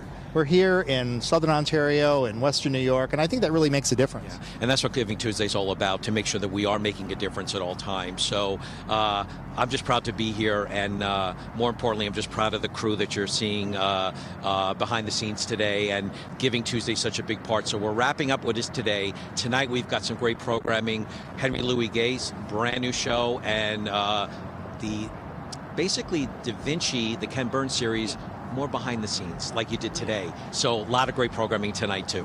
Well, thank you so much for joining us on Behind the Scenes here at Buffalo Toronto Public Media. Thanks, Tom Calderon. I'm going to go back to sunbathe, so thank you.